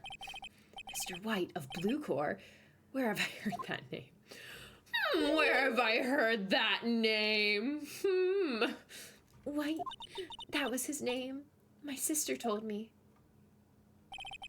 White was the name of the guy who ruined Mia and Maya's mother. Could it be a coincidence? Examine. There's a screwdriver sticking out of that half-open drawer. Now's my chance to see what's inside. What do we have here? A wiretap? What would a woman like her be doing with a thing like this? Okay, wiretap added to the court record. Ooh, what's this? You've sent me a thing. What is it, PJs? What have you sent me? There's definitely something suspicious about this Miss May. Why would she have something like this in her hotel room? There's a story behind all this. I know it. All right. I'll be using this bit of evidence in tomorrow's trial. That's for sure. For Maya's sake. I'll get to this woman's bottom. Wait, I mean, you know what I mean. Oh, bellboy, still there? Uh-oh, time to scram. I look forward to tangoing with you tomorrow, Miss May. Oh, it's just what happens when you go home? Okay, wait, we're...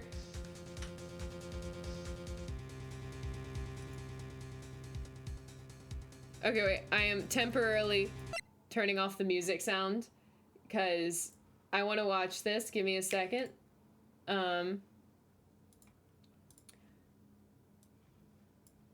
Give me un momento.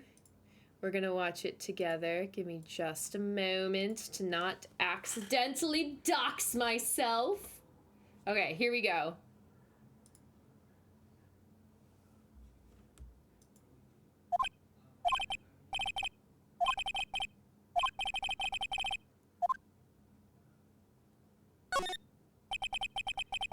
There's nothing left for me here to do.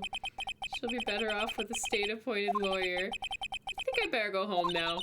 Goodbye! Oh, okay, there is more. I wasn't sure if that was just it. It was a few days later when I find out how the story ended. The result of the trial was in the newspaper. Guilty. I'll probably never meet her again. Did I make the right choice? Will I ever know? Mia, if you can hear me, please tell me.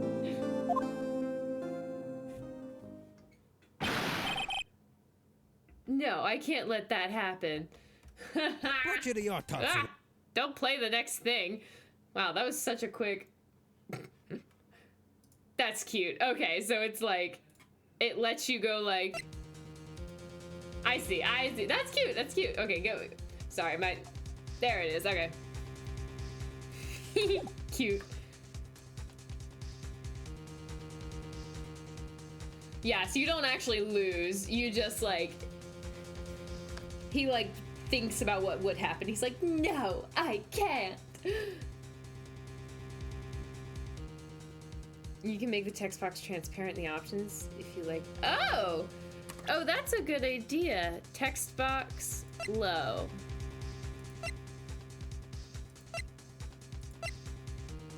Sure, let's give it a shot. See if we like it. In court. Why does it say to be continued? I'm literally continuing it like right now. Sure, I'll save my progress.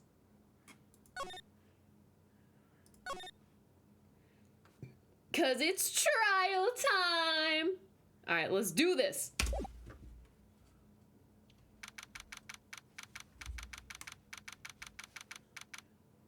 "10 a.m. Courtroom. Court is now in session for the trial of Miss Maya Fey. The prosecution is ready, Your Honor. The defense is ready, Your Honor.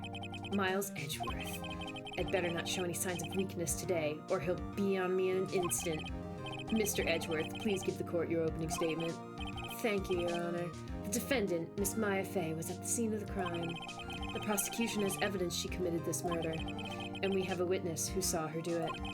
The prosecution sees no reason to doubt the facts of this case, Your Honor." I see. Thank you, Mr. Edgeworth. Let's begin then. "If we may call our first witness, Your Honor. The prosecution calls the chief officer at the scene, Detective Gumshoe." "Witness, please state your name and profession to the court."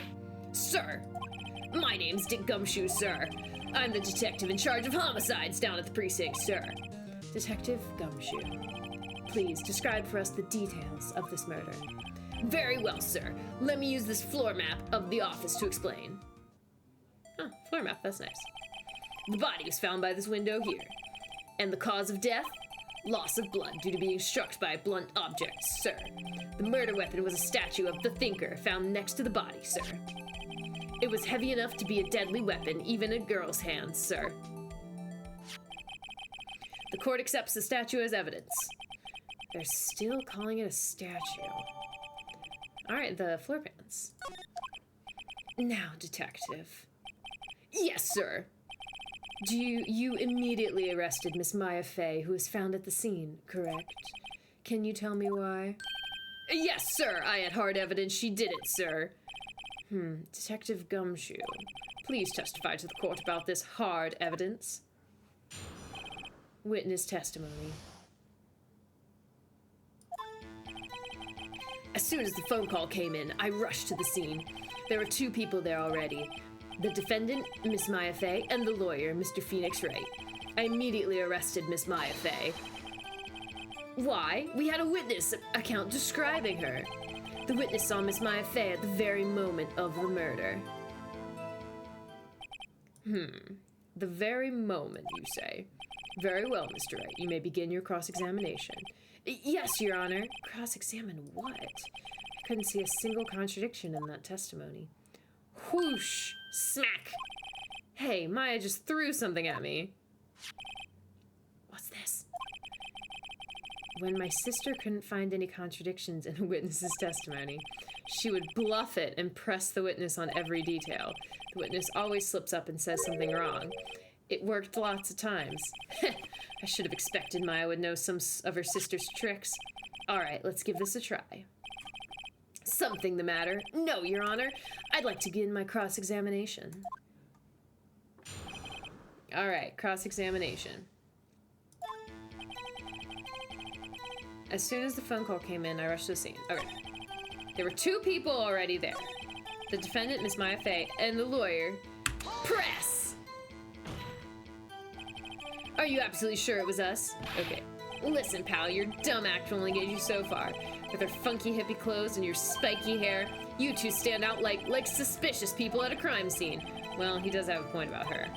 She is pretty unmistakable. I should pick my points to press with a little more care. Okay, that's fair. It didn't count as a hit, though. I immediately arrested Miss Maya Fey. Why? We had a witness account describing her. The witness saw Miss Maya Fey at the very moment of the murder. Press! Hold on just one second. Yeah? If I heard correctly, you said you arrested her because you had hard evidence she did it, correct? Huh? Did I say that? Me? I heard you say it. You did say it. You said it. Exactly. What about this suspicious woman in pink's claim was hard evidence? What? Miss May isn't suspicious, and she sure isn't pink, pal. Well, I guess she is pink. That's enough, Detective Gumshoe. Do you have any more solid proof other than her claims, Detective? I guess pressing can have its advantage. Yes. Sorry, I got the order of things mixed up in my testimony, Your Honor, sir. There was something I should have told you about first, Your Honor. Very well, Detective. Let's hear your testimony again.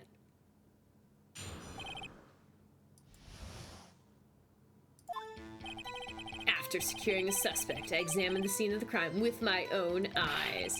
I found a memo written on a piece of paper next to the victim's body. On it, the word Maya was written clearly in blood. Lab test results show that the blood was the victim's. Also, there was blood found on the victim's finger. Before she died, the victim wrote the killer's name. I already see a contradiction. He didn't find it. I gave it to Maya. How'd you like that? That's my hard evidence.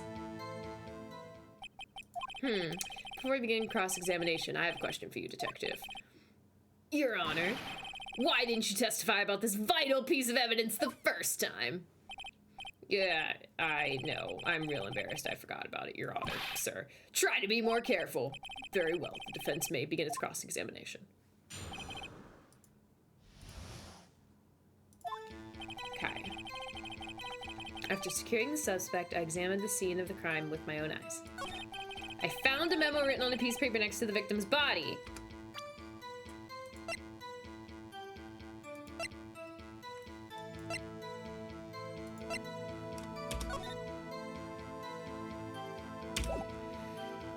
I'm not quite sure it's the right thing. I'm not sure if I'm supposed to press. Wait, let me just try presenting it, see what happens.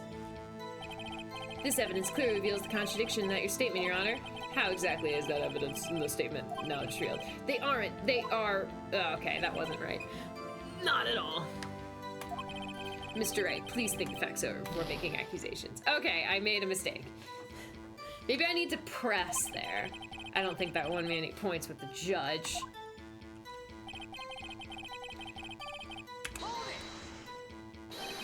Just because you found it next to the body doesn't mean the victim wrote it. Well, then who did write it? Smart. Wait, she did write it. They checked the blood. Who? The killer. The killer! Anyone can see that. Oh. Wrote her own name, buddy? Please. She was framed. Hold on. If that's the case, where's your evidence? Ah, irk. I guess that was a bit of a tall order for you. Those without evidence shouldn't open their mouths, Mr. Wright. Yeah, pal. Ugh. Well, detective, tell us what was written on that memo you found. On it, the word Maya was written clearly in blood. Lab test results showed that the blood was the victim's. And there was blood found on the victim's finger. On which hand was the bloody finger, detective? The right hand. She was right-handed. Ha, nice try. Uh-oh, I guess it wasn't too hard to see what I was getting at there. Before she died, the victim wrote the killer's name. Okay, I think we're gonna look at the broken glass stance. See what... I don't know.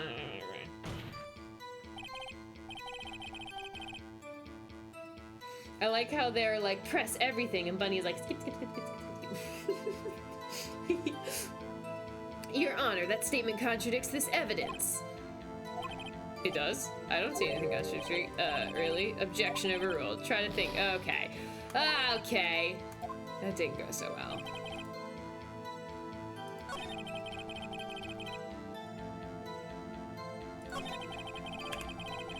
Let's press. Detective Gumshoe, do you get a lot of cases where the victim actually writes the killer's name? Sure, it happens all the time in books and movies. This isn't a movie, detective. Oof. Let's talk about reality, shall we? I guess I haven't heard of many cases, no. Don't you find it a little odd that the victim would write down a name, especially the name of her own sister? Yeah, actually, you got a point, pal. Stop right there. The witness's opinion on the matter is irrelevant. The facts are clear. The victim wrote down the name of the accused. The victim told us the name of her killer. Order, order! That didn't go so well. That's right, what he said. That's his whole testimony. Okay, there has to be a contradiction there somewhere. Let's find it. Hold it! Did you find any evidence? Now, don't jump the gun on me, pal. Just listen, I'm getting to the good part. I got a bad feeling about this. Found a memo written on a piece of... Just because you found it... Okay, we already did this one, actually.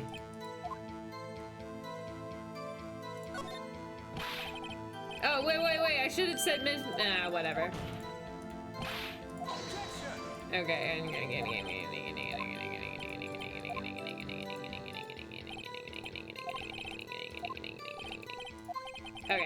Okay. Word Maya! Do you have proof it was Mia who wrote that? Of course I do, pal. Oh, he sounded pretty confident this might not be good. Lab test results show that the blood was the blood of the victims. What kind of tests were these again? Huh? What kind? Well, I hear they take the, little bits in the blood, the, hermagobble-bobbin. I refuse to testify on this matter, pal. I am no expert on blood tests. Yes, that was quite clear. You may continue with your testimony. Thanks, pal. I mean, Your Honor, sir. Detective Gumshoe. Yeah. I look forward to your next evaluation, as you should. No. That was a mess. Right, where was I? Also, there was blood found on the victim's finger. I think I already did this one, too. Right hand.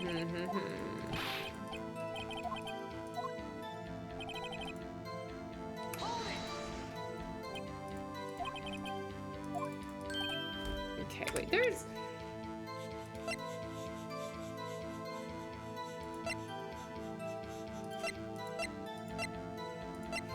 Okay, let me check this. I found out actually I'm gonna find it. Tells you the time. You should probably tell the clock is. Huh? Not working? That's lame. I had to take clockwork out. Sorry, I put some papers inside instead. Papers? Alright, this is probably the evidence I'm supposed to present.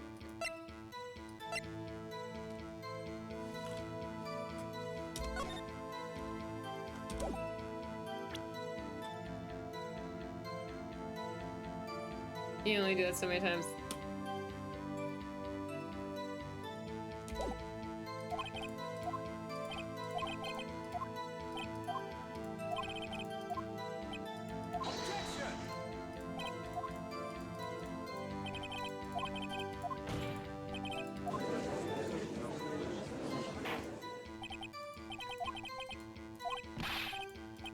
Okay.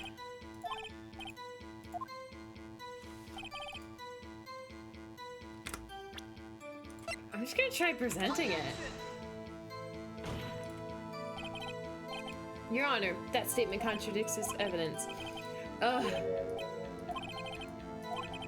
Uh-oh. Uh-oh. I'm not doing so good, guys.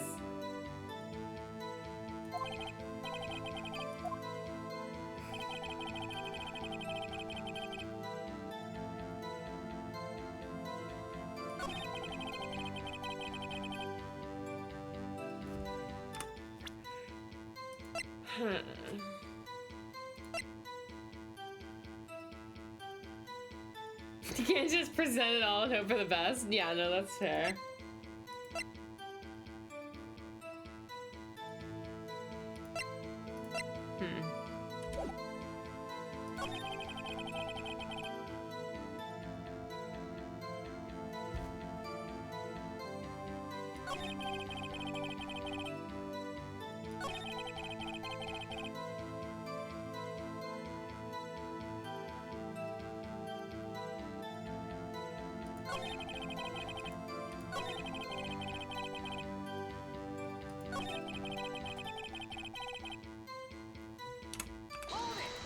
Is this the one?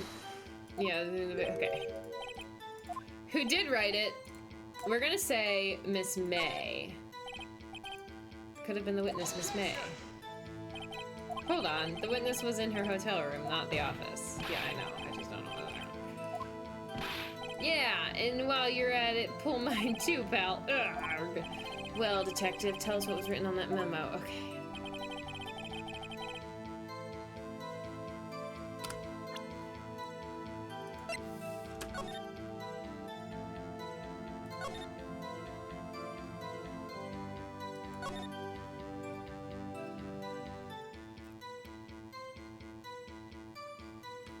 Autopsy reports? I thought I did. Yeah.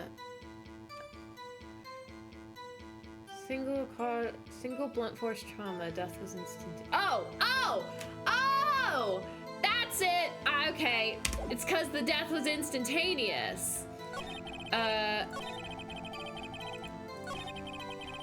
There it is. All right, that was the connection I wasn't making. The death was instantaneous.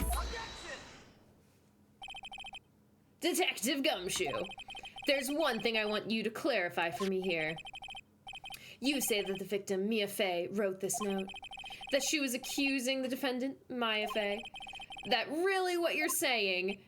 What? This isn't one of those lawyer tricks now, is it? Of course she wrote it. Who else could have? You have it backwards, detective. Backwards? The victim is the only person who absolutely could not have written it. This is a report from your department, detective. Immediate death due to a blow from a blunt object. She died immediately.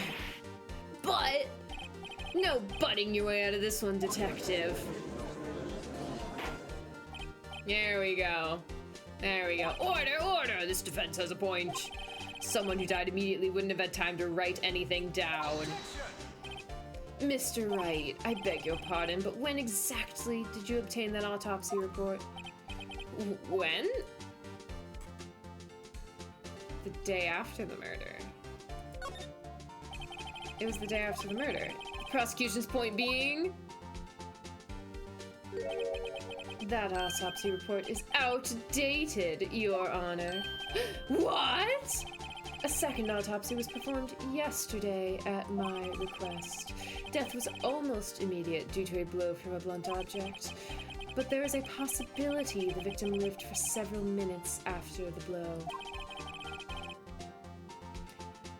Objection, I like it. I received these results this morning. No way! Your Honor, it's quite easy to imagine that the victim did have time to write Maya. That is all. I see. Damn you, Edgeworth. I should have known you'd have something up your sleeve. Why, Mr. Wright, you look shocked. Something you want to say? The detective's a sham. Detective Gumshoe, you're a sham. How could you give me a faulty report? Huh? I thought... Detective Gumshoe. I'm disappointed in you, handing him the wrong report like that. Yeah, I'm sorry, sir. You are at fault, Detective. This isn't going to look good on your evaluation next month. What? But, Your Honor, I submit this report to the court. Understood. The court accepts the evidence. Died from a blow by a blunt object, may have lived for a few minutes after being hit. Well, Your Honor, the evidence strongly suggests the victim was identifying the killer. I suppose that's the obvious conclusion, yes. Roasted. Updated autopsy report is a classic Ace Attorney moment. Steel Samurai's music is pretty good. Okay. Darn, this isn't good. The prosecution would like to call its next witness. This poor, innocent girl saw the murder with her own eyes. Alright, she's gonna be a tough nut to crack. Let the witness, Miss April May, take the stand. Exactly what part of her is innocent?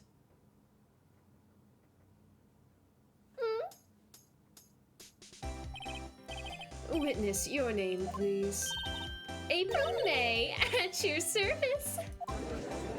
Wow, okay. Order! An introduction should not require any reaction from the crowd. The witness will refrain from wanton winking. Oh, yes, Your Honor.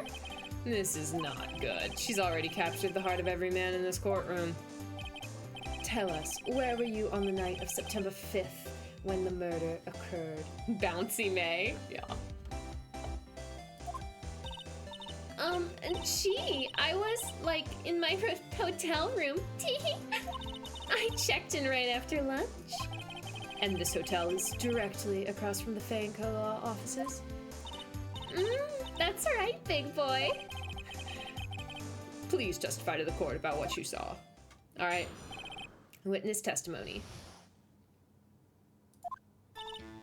It was like 9 at night. I looked out the window, you know. And then, I saw a woman with long hair being attacked. The one attacking her was the mousy girl sitting in the defendant's chair. Then the woman, dodged to one side and ran away.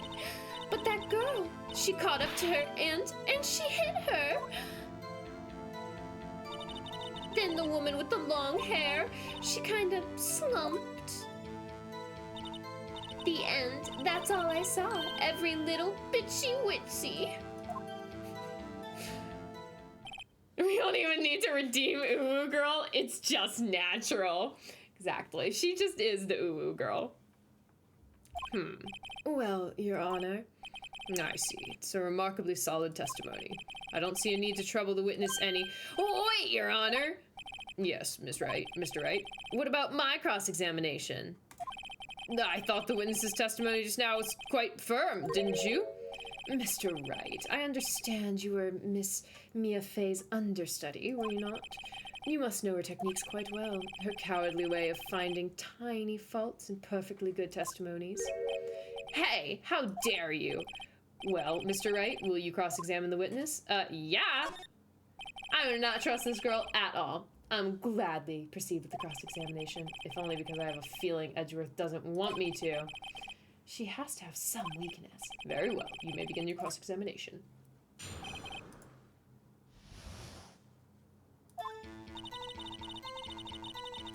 Okay, wait a minute, we're...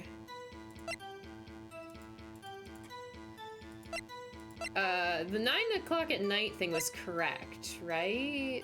I think that was correct.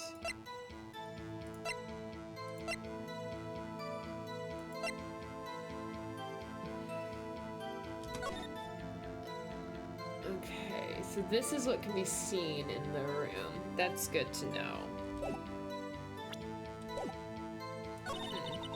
Saw a woman with long hair being attacked. The one attacking her was the mousy little girl sitting in the defendant's chair.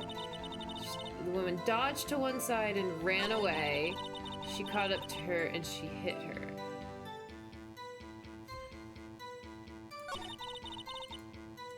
I want to press here. Attacking her. How do you know she was the defendant? Huh? Well, you know, she had a girlish physique. Women know these things. Look, I just know, okay? There was only one person at the scene of the crime with a short, girlish figure. The testimony is bulletproof, Your Honor. He's right. Question the testimony? Hold on a minute, that testimony stinks! What? Miss May, I'm willing to bet that you're lying. Are you telling the truth? Did you really see the defendant? Mr. Wright, what's the meaning of this? Yes, what's the meaning? Somebody tell me, because I'm clueless about this, I mean. Okay. If you had really witnessed my client, Maya Fey, you would have noticed her clothes before noticing her physique. No one wears clothes like this on a daily basis, except her. And I'm no expert on fashion, but her hairdo looks far from normal to me. However, the witness's testimony mentions neither of these things. The testimony is bogus! But... Still, we don't know if she was dressed that way the night of the murder. She was, Your Honor. I saw her. And so did Detective Gumshoe.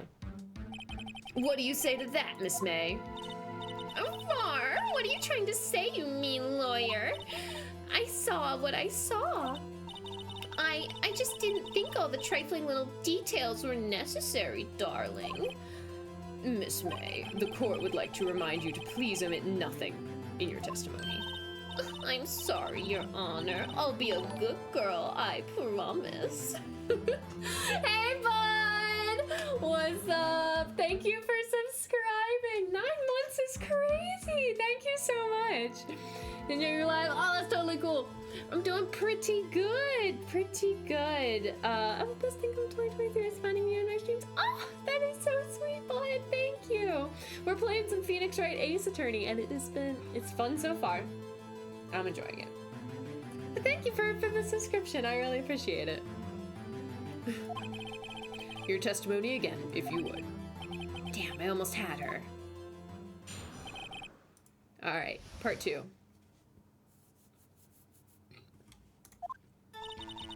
I did see everything. I did. The victim, the woman, dodged the first attack and then ran off to the right. Then the girl in the hippie clothes ran after her. And she hit her with that weapon. I saw it, I did. That clock. What kind of statuey clock? The thinker, I think. Well, does the accuracy of my report not startle you? Tee-hee. All right, well, she had no way of knowing it was a clock. I see. I only wish you had been so detailed from the beginning. Please begin the cross-examination. Okay, yeah, because let me just double check. It looks like a statue, but it's actually a clock. I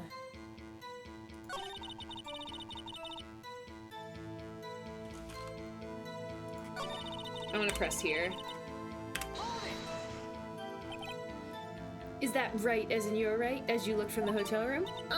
Which hand do I hold my knife in again? Right, it was my right hand, right? Satisfied, Mr. Wright. Please continue. Then the girl in the hippie clothes ran after her. How convenient for you to remember her hippie clothes. That's what she was wearing. Oh, and her hair was all done up like a bun.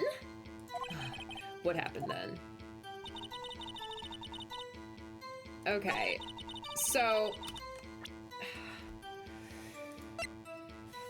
I partially want to present this as evidence because if she had run off to the right, like, she wouldn't be able to see her anymore. I'm not confident though, and I've already made some mistakes.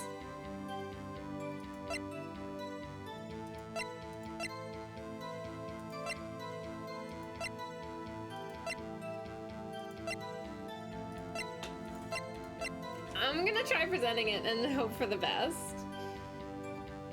Yeah, on the right track originally with the fact that it's not. Okay, yeah, you're right. You're right. I'm more confident in that one. We can always go back. That weapon, I saw it. That clock, because she should know it's a clock.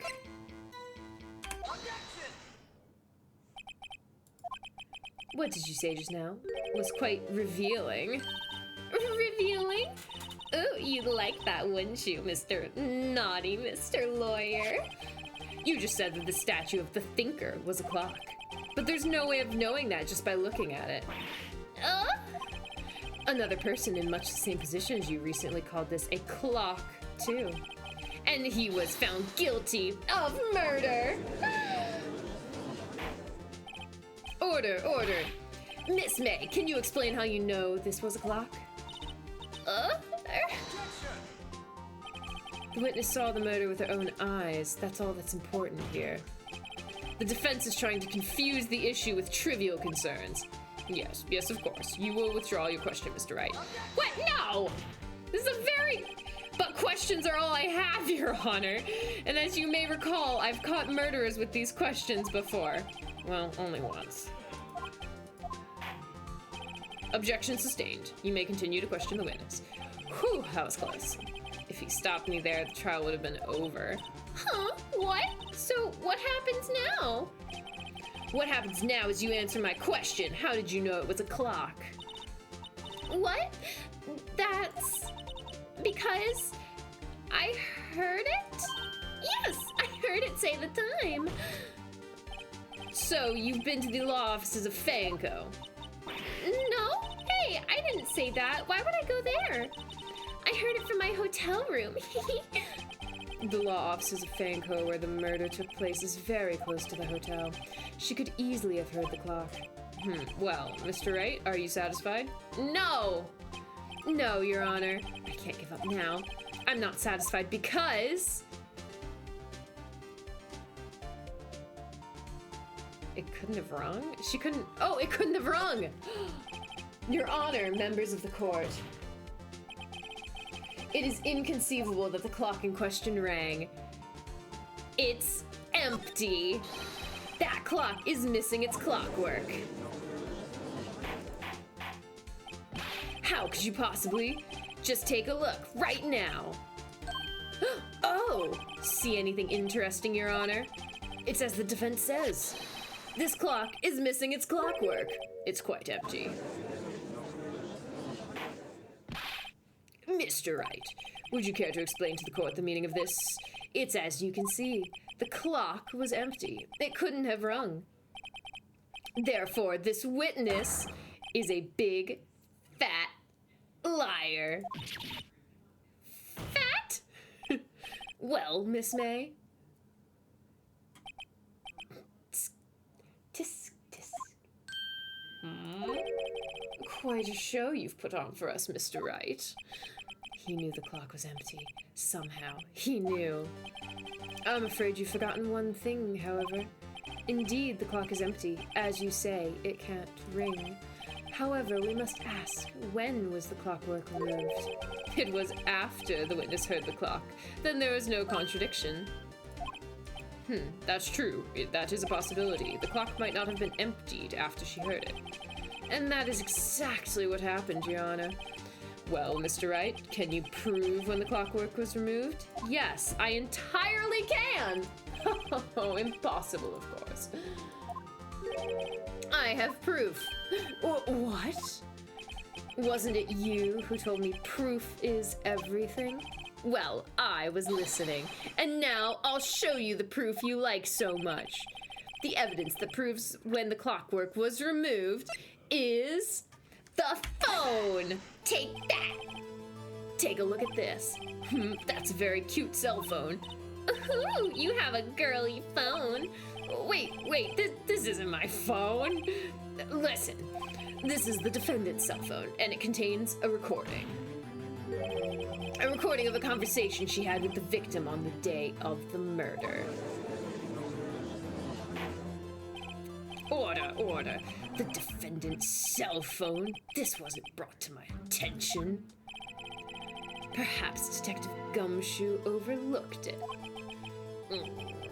The good detective better remember he's up for evaluation soon. I gotta say, I'm starting to feel bad for the big fella. Let's hear the conversation.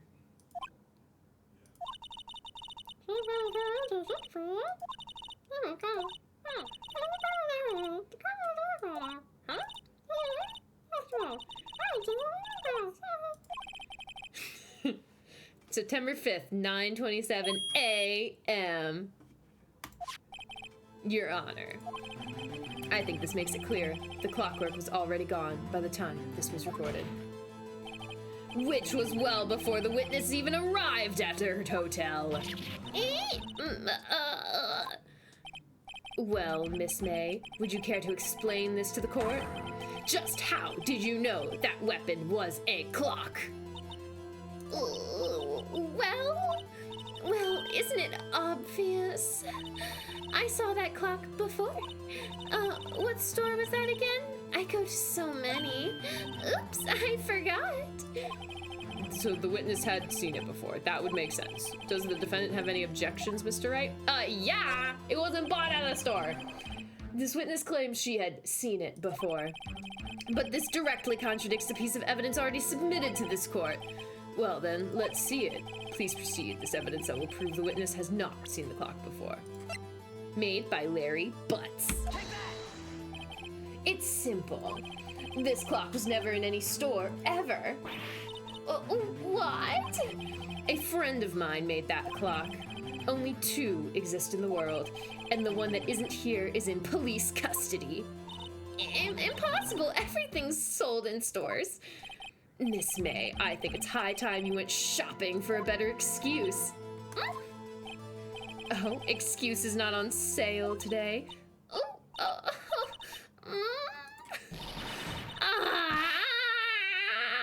Why is her little thing spinning?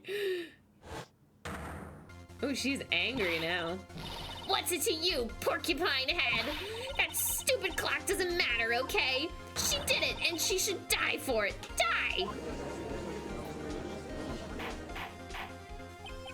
Whoa, let's not get ahead of ourselves. This is a court of law, and the witness will remain calm. Oh, silly me. Did I, lose it? I guess I did. Cornered. Scary. Quoi.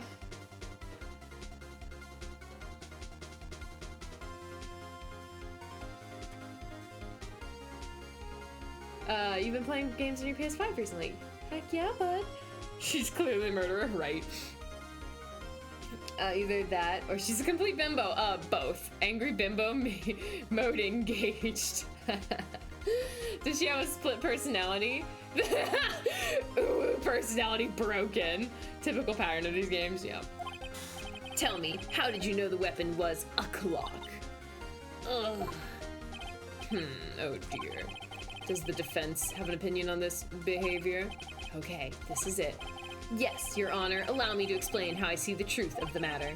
Miss April May, you knew the weapon was a clock because you held it. This is familiar territory. I just use the same approaches with Larry. Miss May held that very clock in her hands. Mr. Wright, when was this? When she used it to strike the victim. When else? Order, Mr. Wright, what is the meaning of this? April May, you killed Mia Fey, I say. When you struck the force, the impact made the thinker ring. That's when you heard it.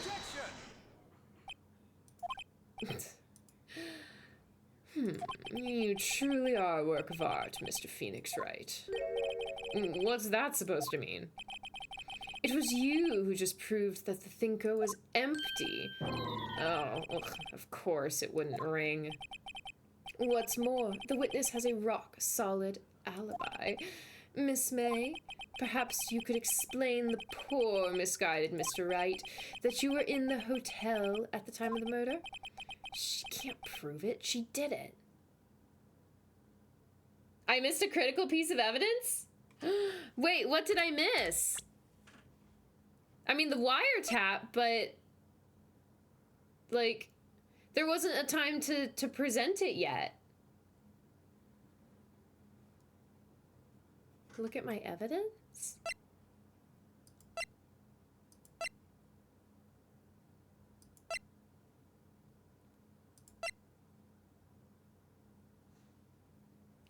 How would she know if it was a clock?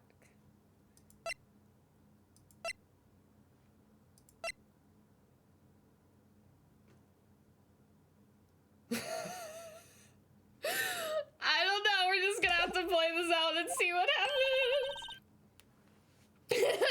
I clearly missed something because, like, we haven't got to do the wiretap yet.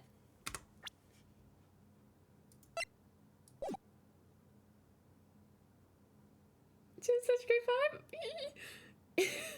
It would be my pleasure. No way. Yes way, Mr. Lawyer.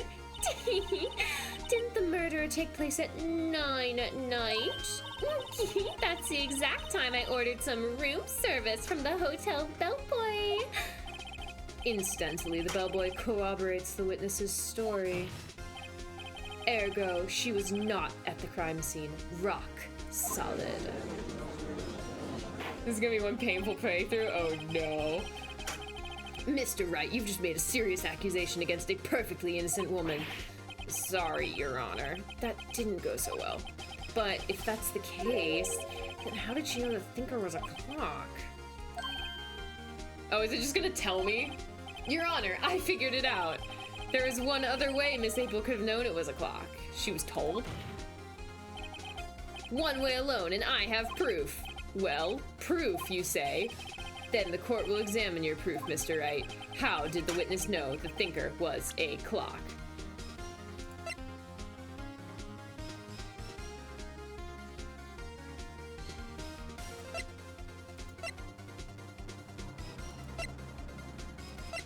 I mean, see, the problem is I can't listen to the... Okay, you know what?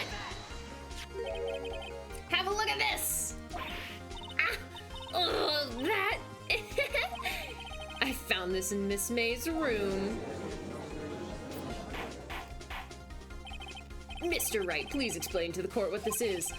Miss April May, you were tapping the victim, Miss Mia Fey's phone, were you not? Oh. Your Honor, this is irrelevant. I'm not entirely sure that it is. Objection overruled. It troubles me that our witness was in possession of a wiretap. This is outrageous. Does the defense truly claim that the witness was tapping her phone? Absolutely. Even if that was the case, which it is not, you still have to prove one thing. Did the victim ever say that the weapon was a clock on the phone? Yeah. Can you prove that? I think not. Oh yeah, I think I can. It's simple. What? Here's my proof. The proof that the victim said on the phone that the weapon is a clock. Let me just like double check. What's it this time? Oh yeah, it's a clock. Yeah, okay. Easy. Oops.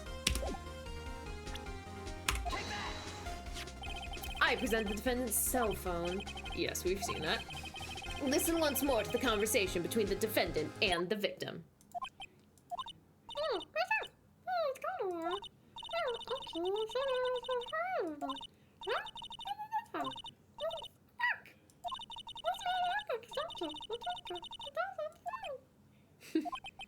Miss April May, you used a wiretap to listen to this conversation. That's how you knew the thinker was a clock. Am I wrong?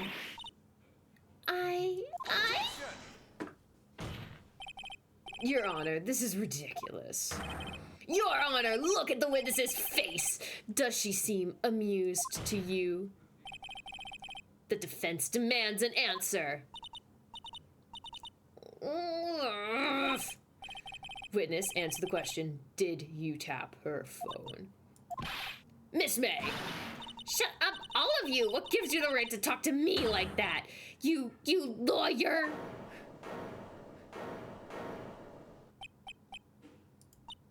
It's not fair! All of you ganging up on me like that.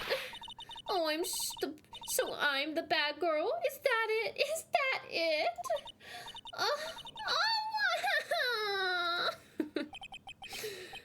That did it. The court's seen the real Miss April May now.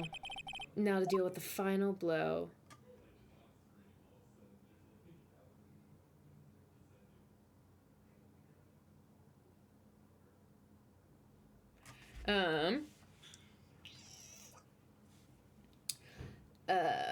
What does a wiretap do? It records. Why would she have that in her room? Thank you, game, for drawing the dots for Bunny. Yeah, no, it was helpful. How would you prove that she's a murderer? We don't know that. We are just trying to discredit her testimony because she's pointing her finger at our client. Yeah. We need to prove her testimony is pig. I doesn't silly. The killer was shown. Oh, yeah. Why does this game make it look like she has split personality? I mean, she is faking. Like, it's not like actual split personality. It's like an act, you know? Okay, but to deal the final blow...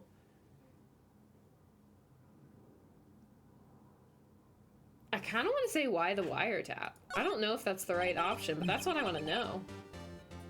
Ooh, did you bring me a thingy? Thank you. Oh, sorry, so you noticed the bread I got. I'm glad. I meant to text you about it and I forgot. I got snack. Nom, nom, nom. Okay. Miss May, why did you tap her phone? Answer the question. Do I have to? Isn't this a murder trial? Isn't tippity-tapping her irrelevant? She's saying exactly what Edgeworth wants her to say. Miss May, you were tapping the victim's phone. I hardly call that irrelevant. Oh, very yummy. Hopefully it helps Bunny's logic circuits.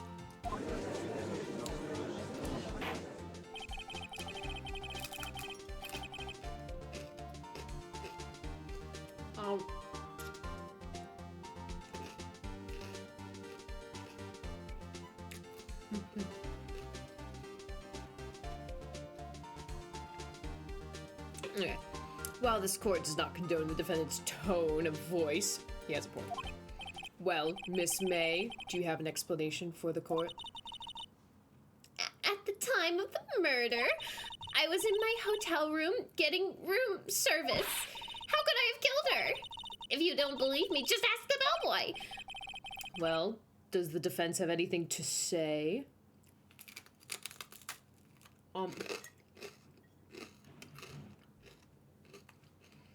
Probably. Well, come on, think of something.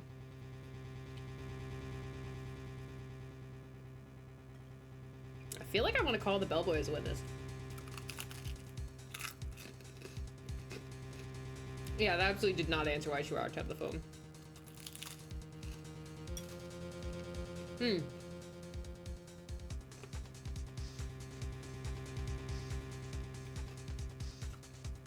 I low-key want to call the bellboy as a witness. There's something suspicious here, and I'm gonna get to the bottom of it. I think you've sunken quite low enough already. I object to calling the bellboy. It seems pretty relevant.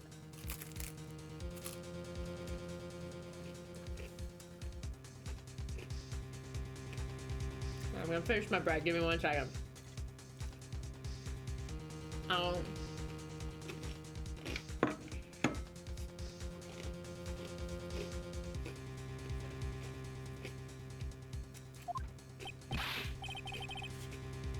Why? What's your reason?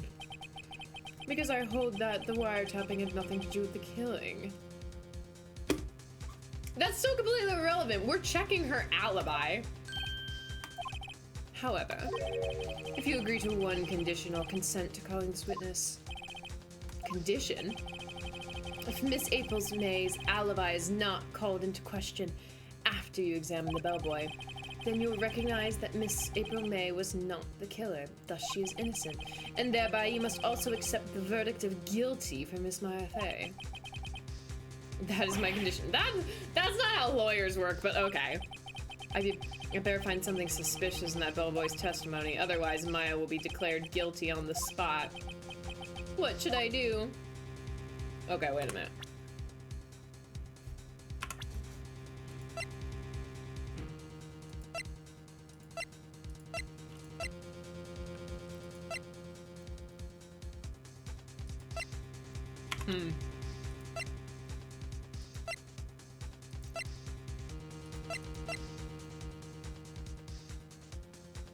Yeah. Why the judge looks like he stopped. That absolutely, yeah, it's kind of funny. The judge just shrugged it off. Basically went like this, so you don't have to answer. Why'd you wiretap the phone? Yeah. I couldn't have murdered that person. I was at the hotel. Tee-hee, judgy would-you? Very well. Does your lawyer have anything to add to that? Yeah, it's definitely a suspension of disbelief, but we love it. We love it. It's good time. Okay.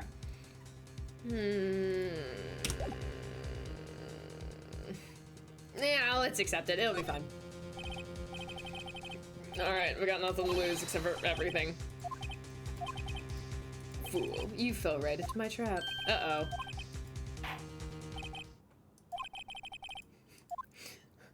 I feel like I've totally messed this up. I believe we're ready for the witness to testify. He certainly does look like a bellboy.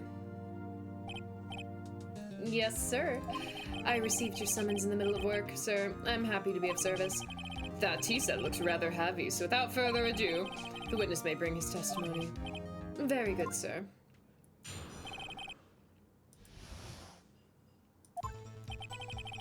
I am the head bellboy at the fine Watergate Hotel, in the business for 4 generations.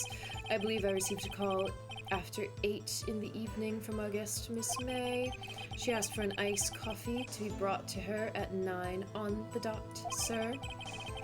I brought it to her at precisely the requested time, of course, and I delivered the iced coffee to our guest, Miss May herself. I see. The defense may begin the cross-examination. Right, I'm ready, I hope. This is it. If I can't prove Miss May was involved with the murder now, Maya will be finished. Okay. I couldn't tell just by the fact that Boba came with a tray of pot tea, right?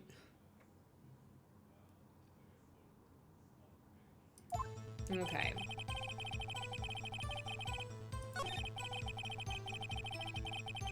I'm gonna press. I don't know.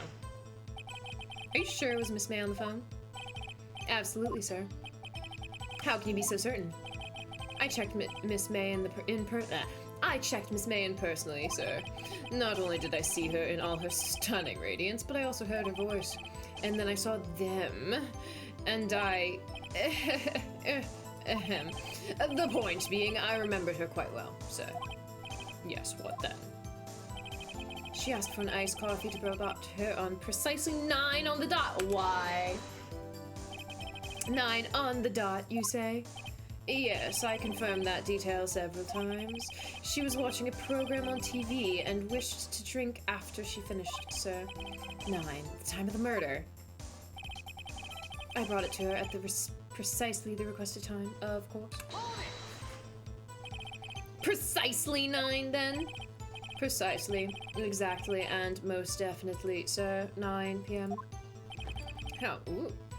How can you be so sure? Miss May was quite insistent that it be brought then. Oh, bellboy, tee-hee, I'd like a nice coffee at exactly 9. Something like that, sir. Therefore, I knocked on the door at the crack of 9, sir. Why would she be so particular about that time? Deliver the iced coffee to Miss May herself. Are you sure it was Miss April May herself? Absolutely, sir. Absolutely? Yes, sir. As in, so very absolutely, sir. It is an endearing mannerism of mine. How come you're so very certain? Well, when I brought the room service, sir, the guest, sir, favored me with, an embarrasser, sir. Embarrasser? Is that French for embrace? It's French for kiss, sir. But it's not a French kiss, sir. More of a peck on the cheek. Why would she have done that? I believe perhaps she was momentarily swayed by my prim demeanor, sir. It was a moment I shall never ever forget, sir. Sounds pretty fishy to me. I think our Miss May was up to something and wanted her bellboy to remember her. It's no good. Uh-oh. No, that can't be it. Uh-oh. Uh-oh. Well, I think the problem is, if she was doing this at 9, she couldn't have witnessed the murder at 9.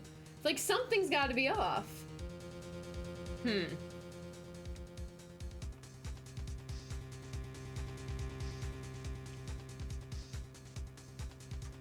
Typing like a YouTube commenter. Edgeworth, the who's defending it? Yeah. Edgeworth is, so this guy is against our client, which is Maya. April May is the girl on the stand, who's technically a witness, but also the murderer, and we have to prove it.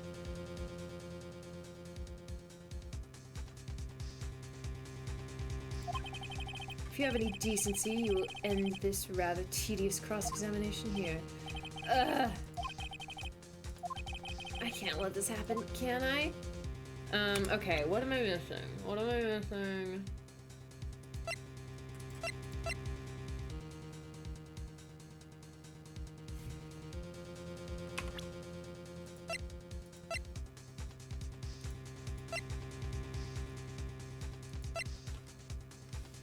I mean, I gotta protest. I can't just give up. Wait, please, wait. Yes, to this defense of something to add. One last question. Let me ask one last question. Your Honor, I must object. This charade of justice has gone on long enough.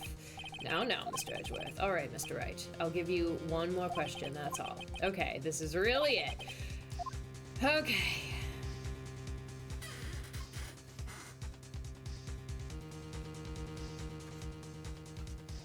Yeah, Phoenix doesn't know the killer, but the player does. Yeah, that's true.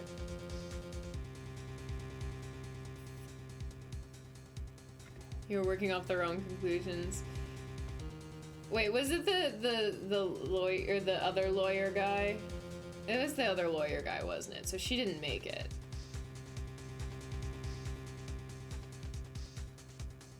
Okay. Somehow she knew the weapon was a clock. She gets extremely angry when asked a simple question.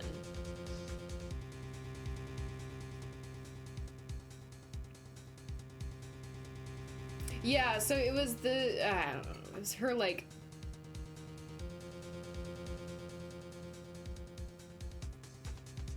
Her, like, brother or something, I don't know.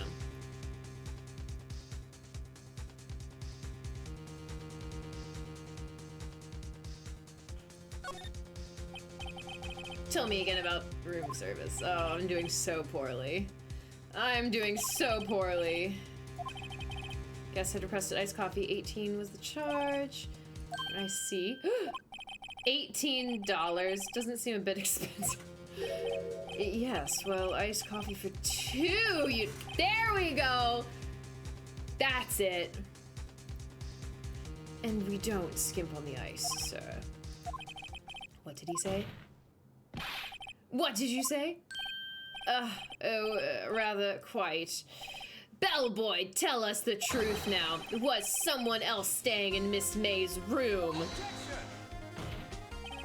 I object. That was objectionable. Objection overruled. The witness will answer the question. Yes, I see. Why did you not mention this in your testimony? Well, sir, you didn't ask. Nice try. That's the sort of thing you're normally supposed to mention. Yes, quite. Indeed, it was the, good barrister there, Mr. Edgeworth, who... He asked me not to mention if I wasn't specifically asked, sir. Ugh, you fool. I've done it. I've won. Have I? Miss April May checked into a twin room with a man, correct? Yes, sir. Then, when you brought them room service, you didn't see that man in the room. That's right, sir. Your Honor, we have just learned of another person involved who may have been the murderer. In light of this new fact, I hold that it's impossible to judge the defendant. Wouldn't you agree, Mr. Edgeworth? And who, Mr. Wright, is this other person? Simple. It was... the man with Miss May, obviously. The man who checked in with Miss May. Ugh. Your Honor, as has been previously revealed, Miss April May was tapping the victim's phone. Yet Miss May herself has an alibi at the time of the murder. However, that does not clear the man that was with her. The bellboy saw no one else in the room at the time of the murder. My, what a convenient little setup. But it's too late. Too late? I suppose you'd like it if it was too late, wouldn't you? After all, it was you who hid the presence of the man from this court. Upstart, amateur. These accusations are ludicrous.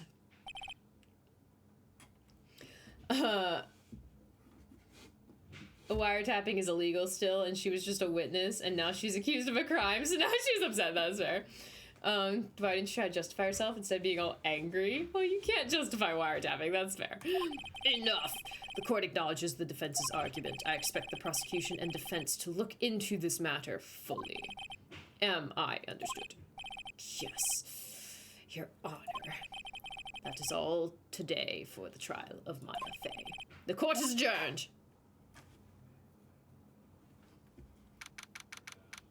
Edgeworth owned. Exactly. Mr. Wright, you were amazing in there. Really?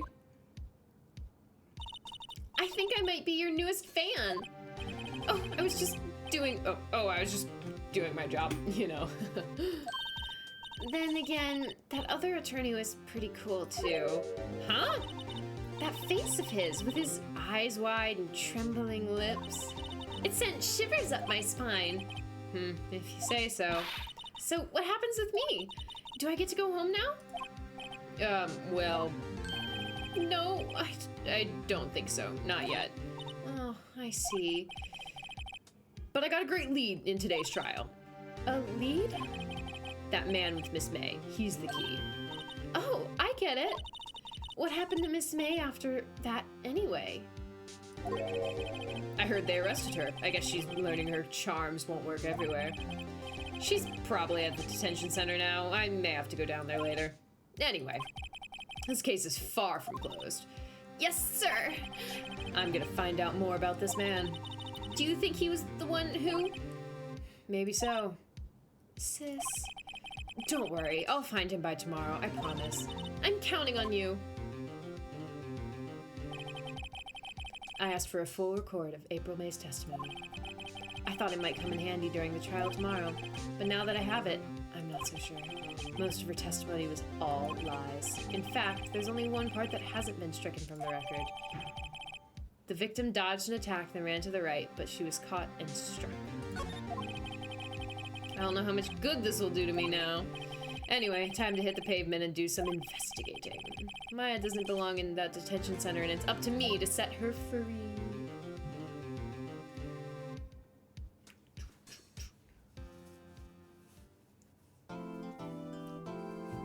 Alright, let's save.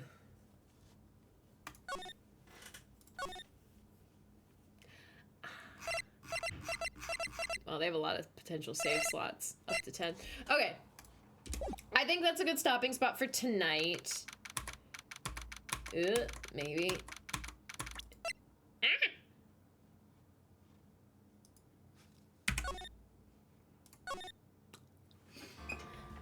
Alright, I am very much enjoying this game. This is very fun.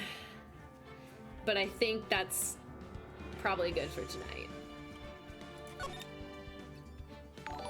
The music is great. Thank you, Tyrell, for the follow. I can only take so much stress. Yeah, no, that was not my finest work. I suppose I'll be getting better at this. That was definitely not my proudest moment. But anywho, thank you all so much for hanging out with me as usual. We will be playing this again next Sunday as well. I'm gonna be doing some more Borderlands on Tuesday, so get hyped for that. Yeah. I'm trying to think if I have anything else I want to mention before I wrap it up for the evening. Our future doctorate student, I'm in a completely different field. They do not cooperate. Anywho. It's been lovely. It was fine. It was, yes, ...